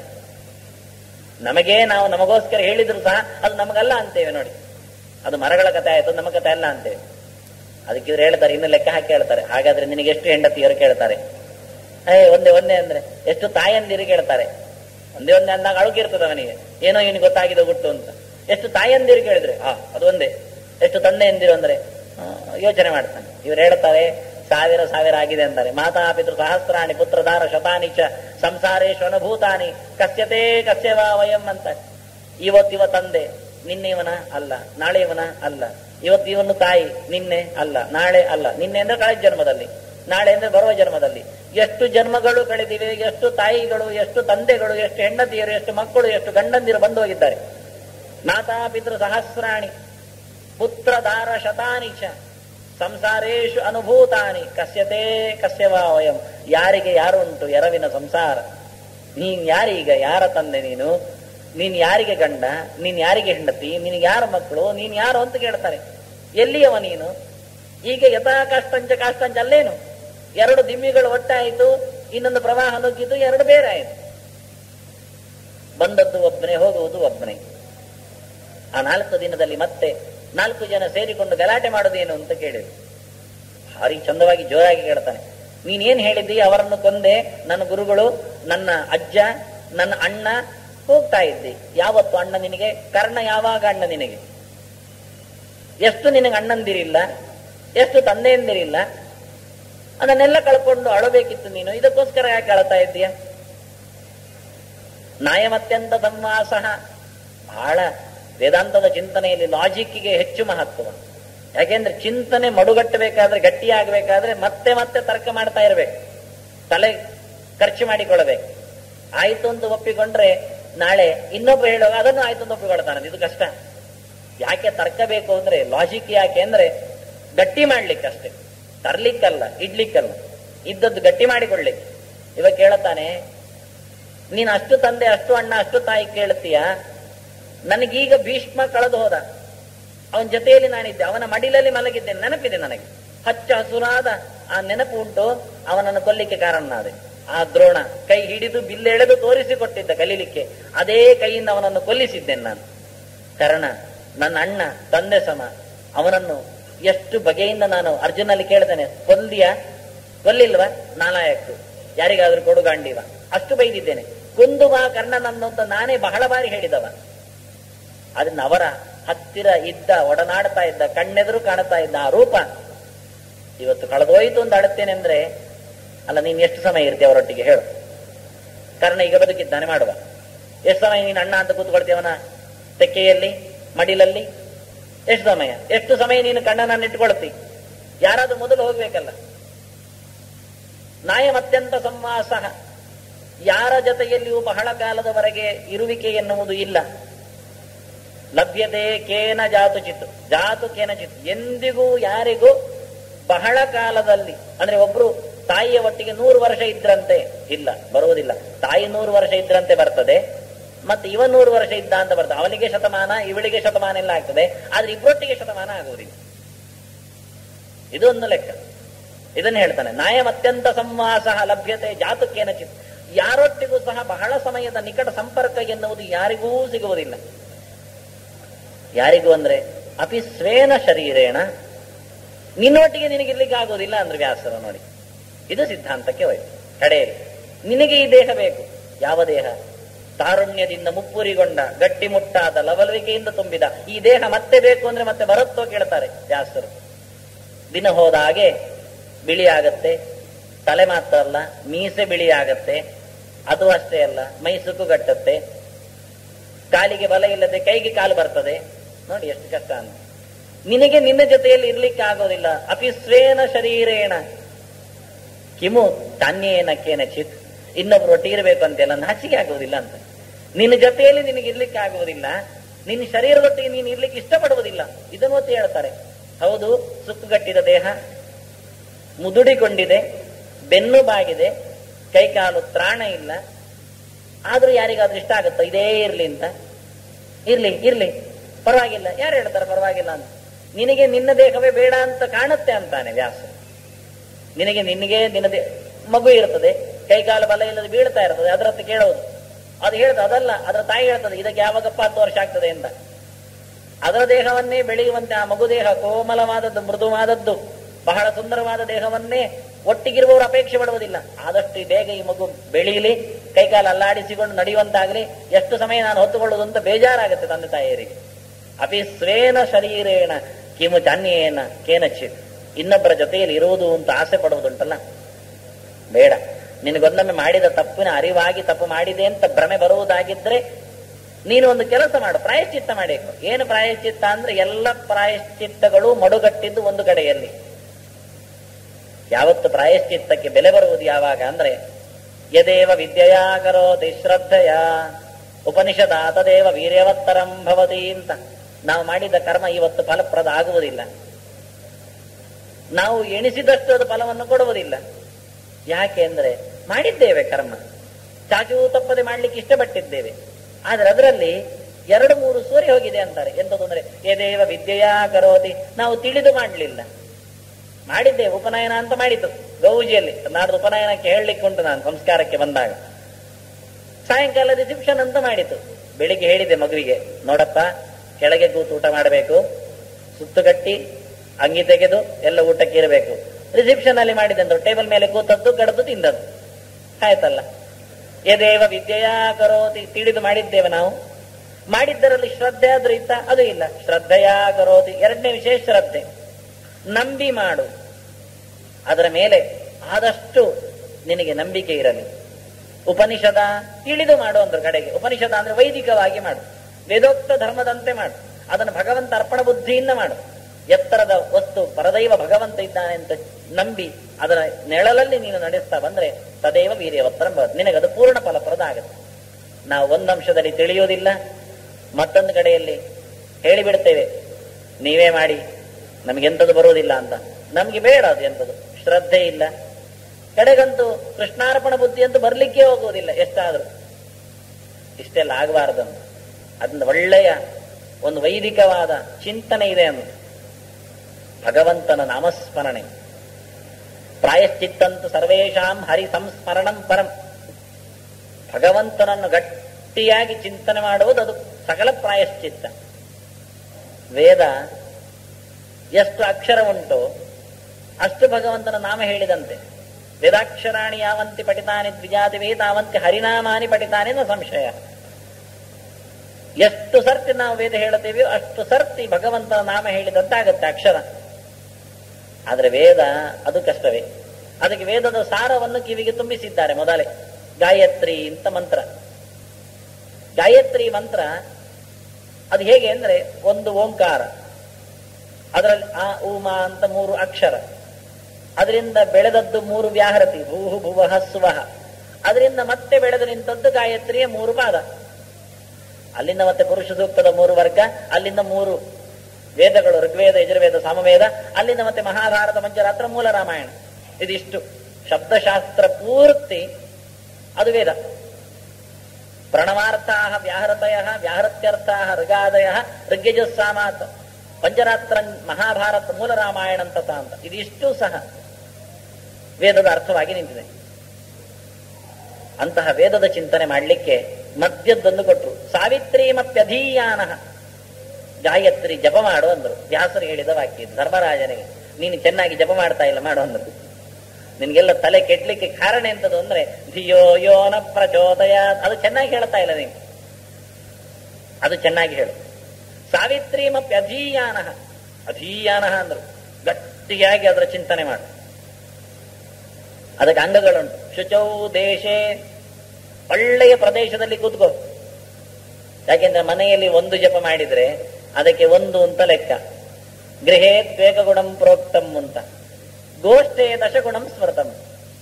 ಕೊಟ್ಟಿಗೆಯಲ್ಲಿ ದನದ ಕೊಟ್ಟಿಗೆಯಲ್ಲಿ ಹೋಗಿ ಜಪ ಮಾಡಿದ್ರೆ 1 ಮಾಡಿದ್ರೆ 10 ಅಂತ ಲೆಕ್ಕ ಅಲ್ಲಿ. ಯಾಕೆ ಅದು ಗೋವಿಂದನ ಸನ್ನಿಧಾನ, ಶುದ್ಧವಾದ ಜಾಗ. ಮನೆಯಲ್ಲಿ ಆದ್ರೆ ಹಾಕಬೇಕು ಮತ್ತೆ ಸೆಗಣಿ, ಅಲ್ಲಿ ಅಲ್ಲ, ಹಾಗೆ ಇದ್ದದ್ದು ಜಾಗ, ಶುದ್ಧವಾದ ಜಾಗದಲ್ಲಿ ಮಾಡೋನು. ಮತ್ತೆ ಹೇಳಿದ್ರು ನದ್ಯಾಂ ತೀರ್ಥೆ, ನದಿ ತೀರದಲ್ಲಿ, ಕ್ಷೇತ್ರದಲ್ಲಿ ಹೋಗಿ ಅಲ್ಲಿ ಮಾಡಿದ್ರೆ ಅಲ್ಲಿ ಪ್ರಶಾಂತವಾದ ವಾತಾವರಣ ಇರ್ತದೆ, ಕಾನ್ಸಂಟ್ರೇಷನ್ ಹೆಚ್ಚು ಬರ್ತದೆ. ಅದು ಶತಗುಣಂ ತತ ಅಂತ, ಅದು 1ಕ್ಕೆ 100 ಅಂತ ಲೆಕ್ಕ. ಅನಂತಂ ವಿಷ್ಣು ಸನ್ನಿಧ, ಭಗವಂತನ ದೇವಾಲಯದಲ್ಲೇ ಹೋಗಿ ಒಳ್ಳೆಯ ಗರ್ಭಗುಡಿಯ ಸುತ್ತಿನಲ್ಲಿ ಕೂತು ಆ ಒಳಗಿಂದ ಬರ್ತಾ ಇರಬೇಕು ವೈಬ್ರೇಷನ್. ಅಂತಹ ಜಾಗ. ಇಂದಿನವರು ದೇವಸ್ಥಾನ ಕಟ್ಟುವುದು ಅಂದ್ರೆ ಸಹಜವಾಗಿ ಆ ನೆಲದಲ್ಲಿ ವೈಬ್ರೇಷನ್ ಇರುವಂತೆ ನೋಡಿಕೊಂಡಿದ್ದಾರೆ. ಅದಕ್ಕೆ ಅನುಗುಣವಾಗಿ ನೀನು ಕೂತು ಮಾಡಿದ್ರೆ ಬಹಳಷ್ಟು ಫಲ ಸಿಗತ್ತೆ. ಅದಕ್ಕೆ ಶುಚೌ ದೇಶೆ ಅಂದ್ರು. ಸಾವಿತ್ರೀಮಪ್ಯಧೀಯಾನ ಶುಚೌ ದೇಶೆ. ಜಪ ಮಾಡಲಿಕ್ಕೆ ಒಂದು ಹೇಳಿಕೊಟ್ರು. ಸಮಾ ತಿಂದು ಹೋಗಬೇಡ.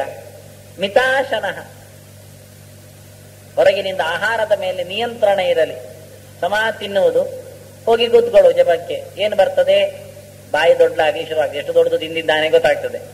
ಆನಂತರ ಅಲ್ಲಿಗೆ ಕಣ್ಣು ಮುಚ್ಚುತ್ತದೆ, ಭಾರಿ ಧ್ಯಾನದಲ್ಲಿದ್ದಾನೆ ಅಂತ ಅನಿಸ್ತದೆ. ಕಡೆಗೆ ಎಂತ ಧ್ಯಾನ ಮಾಡ್ತಾನೆ, ಇನ್ನು ಸಾಯಂಕಾಲಕ್ಕೆ ಎಂತ ಉಂಟು ಅಂತ. ತಿಂದು ಬಂದಂದ್ರೆ ಯೋಚನೆ ನಮ್ದು ಇಷ್ಟೇಯ. ಒಂದೊತ್ತು ಊಟ ಮಾಡಿದ್ರೆ ಮುಗಿಯುವುದಿಲ್ಲ, ಮತ್ತೆಂತದ್ದು ಅಲ್ಲ. ಮೊದಲೇ ಹೇಳಿದ್ದೇವೆ, ಊಟ ಕೂತಾಗಲೇ ಎಷ್ಟು ನಾವು ಭೀಕರ ವ್ಯಕ್ತಿಗಳು ಅಂದ್ರೆ, ಅನ್ನ ಹಾಕಿದ್ದಾರೆ, ನಮಗೋಸ್ಕರ ಸಾರು ತಯಾರು ಮಾಡಿದ್ದಾರೆ, ಹಾಕ್ಲಿಕ್ಕೆ ಸೌಟು ತಂದಿದ್ದಾರೆ, ಹಾಕುವಾಗಲೇ ಅವನ ಮೋರೆ ನೋಡ್ತೇವೆ, ಇನ್ನು ಚೂರು ಹಾಕು ಅಂತ. ಎಷ್ಟು ಅರ್ಜೆಂಟ್ ನೋಡಿ. ದೊಡ್ಡದು ಮಾಡ್ತೇವೆ ಕಟ್ಟೆ, ಮತ್ತು ಹಾಕು. ಹಾಕದಿದ್ರೆ ಸಿಟ್ಟು ಅವನ ಮೇಲೆ, ತಿನ್ನುವಷ್ಟು, ಅವನನ್ನೇ ತಿನ್ನುವಷ್ಟು ಸಿಟ್ಟು. ನಮಗೋಸ್ಕರ ಮಾಡಿದ್ದು, ಮತ್ತೆ ಬರ್ತಾನೆ ಹಾಕ್ತಾನೆ. ಆದ್ರೂ ಹಾಗಲ್ಲ, ಈಗಲೇ ಅವನಿಗೆ ಹಾಕುವ ಮೊದಲು ನನಗೆ ಹಾಕ್ಬೇಕು, ಇನ್ನೊಮ್ಮೆ ಪೂರ್ತಿ ಕಲಸಿ ತಿನ್ನುವಷ್ಟು ಆಸೆ. ಆ ನಂತರ ಮನೆಯಲ್ಲಿ ಹೇಳ್ತೇವೆ, ನೋಡು ಈ ಪದಾರ್ಥ ಚೆನ್ನಾಗಿದೆ, ರಾತ್ರಿ ತೆಗೆದಿಡು ಅಂತ. ಅದು ಊಟ ಮಾಡ್ಲಿಕ್ಕೆ ಉಂಟು, ಮನೆಯಲ್ಲಿ ಇದ್ದದ್ದು, ಉಳಿದವರು ತಿನ್ಲಿಕ್ಕೆ ಉಂಟು, ಯೋಚನೆ ಇಲ್ಲ ಇವನಿಗೆ. ಇವನಿಗೆ ಸಿಕ್ಕಿದ್ರೆ ಸರಿ. ಪರಮಸ್ವಾರ್ಥಿವ ಮನೆಯಲ್ಲಿ ಇದನ್ನ ಹೇಳಿದ್ರು. ಮಿತಾಶನ, ತಿನ್ನು ಸ್ವಲ್ಪ ಕಡಿಮೆ ಮಾಡು. ಉಪವಾಸ ಕೂತ್ಕೊಂಡು ಹೇಳುವುದಿಲ್ಲ ವ್ಯಾಸರು, ಯಾಕೆಂದ್ರೆ ಉಪವಾಸ ಕೂತ್ರೆ ಜಪವೇ ಮಾಡುದಿಲ್ಲ ಮತ್ತೆ ಈ ಪ್ರಾಣಿ. ಅದು ಕಷ್ಟ, ಇದು ಕಷ್ಟ. ತಿನ್ನಬೇಡ ಅಂದ್ರೆ ನಾಳೆ ಜಪವೇ ಮಾಡೋದಿಲ್ಲ. ದಿನ ಏಕಾದಶಿ ಅಲ್ಲ, 15 ದಿವಸಕ್ಕೊಮ್ಮೆ ಮಾಡ್ಲಿ ಸಾಕು. ಮತ್ತೆ ದಿನ ಸ್ವಲ್ಪ ಲಘು ಆಹಾರ ಸೇವನೆ ಮಾಡು, ಪರವಾಗಿಲ್ಲ. ನಾತ್ಯಸ್ನತಸ್ತು ಯೋಗೋಸ್ತಿ ನಚೈಕಾಂತ ಮನಸ್ನತಃ ನ ಜಾತಿ ಸ್ವಪ್ನಶೀಲಸ್ಯ. ಕೃಷ್ಣ ಹೇಳ್ತಾನೆ, ಯಾರಿಗೆ ಯೋಗ ಒಲಿತದೆ ಅಂದ್ರೆ ಇಡೀ ದಿನ ಊಟ ಮಾಡುವವನಿಗೂ ಇಲ್ಲ, ಇಡೀ ದಿನ ಊಟ ಬಿಟ್ಟವನಿಗೂ ಇಲ್ಲ, ಇಡೀ ದಿನ ನಿದ್ದೆ ಮಾಡುವವನಿಗೂ ಇಲ್ಲ, ಇಡೀ ನಿದ್ದೆ ಬಿಟ್ಟವನಿಗೂ ಇಲ್ಲ.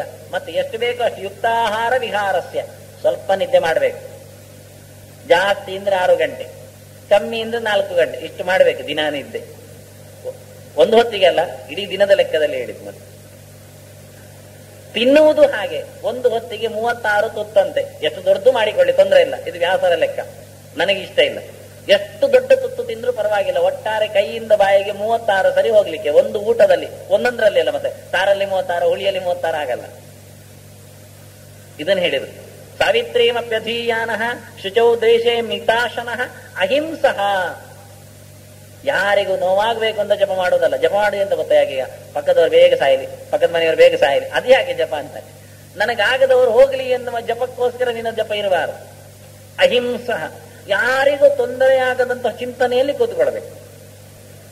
ಹಾಗಿದ್ರೆ ಮಂದಕಂ ಜಲಪಾತ್ ಸರ್ವ ಪಾಪೈ ಮುಚ್ಚತೆ ಸರ್ವ ಕಿಲ್ಬಿಷಾತ್. ಎಂತಹ ಒಳಗಿಂದ ಹುಳುಕಿದ್ರು ಸಹ ಅದು ಹೊರಗೆ ಹೋಗುತ್ತೆ. ನಿಧಾನಕ್ಕೆ ಜಪ ಮಾಡ್ಬೇಕು. ಮತ್ತೆ ಗಡಿಬಿಡಿ ಅಲ್ಲ, ಲೆಕ್ಕ ಹೆಚ್ಚಾಗಬೇಕು ಅಂತಲ್ಲ. ಮತ್ತೆ ಲೆಕ್ಕ ಇಲ್ಲ ನಮಗೆ, ಆಗುವುದು ಮಾತ್ರ ಲೆಕ್ಕ. ಅದರಿಂದ ಮಂದಕಂಜಲಪಾತ್, ನಿಧಾನಕ್ಕೆ ಹೇಳುತ್ತಾ ಹೋಗಿ ಆ ಧ್ಯೇಯ ಮೂರ್ತಿ ಚಿಂತನೆ ಮಾಡ್ತಾ ನೀನು ಗಾಯತ್ರಿ ಜಪ ಮಾಡ್ಲಿಕ್ಕೆ ಶುರು ಮಾಡು. ಎಲ್ಲ ತಲೆಹರಟೆ ಹೋಗ್ತದೆ ಅಂತ ತಲೆಗೆ ಬಂದಿರತಕ್ಕ ರೋಗವನ್ನು ಪರಿಶಮನ ಮಾಡಲಿಕ್ಕೆ ಆ ಮಂತ್ರದ ಚಿಂತನೆಯನ್ನು ಮತ್ತೆ ನೆನಪು ಮಾಡಿಕೊಡ್ತಾರೆ ವ್ಯಾಸರು. ಮತ್ತೆ ಯಾರೆಲ್ಲ ಸೇರಿ ಮಾತಾಡಿದ್ದಾರೆ ಎನ್ನುವುದನ್ನು ನಾಳೆ ಸೇರಿದಾಗ ಚಿಂತನೆ ಮಾಡುವ. ಶ್ರೀಕೃಷ್ಣಾರ್ಪಣಂ, ಶ್ರೀಕೃಷ್ಣಾರ್ಪಣಂ, ಶ್ರೀಕೃಷ್ಣಾರ್ಪಣಂ, ಶ್ರೀಕೃಷ್ಣಾರ್ಪಣಂ, ಶ್ರೀಕೃಷ್ಣಾರ್ಪಣಂ, ಶ್ರೀಕೃಷ್ಣಾರ್ಪಣಂ, ಶ್ರೀಕೃಷ್ಣಾರ್ಪಣಂ.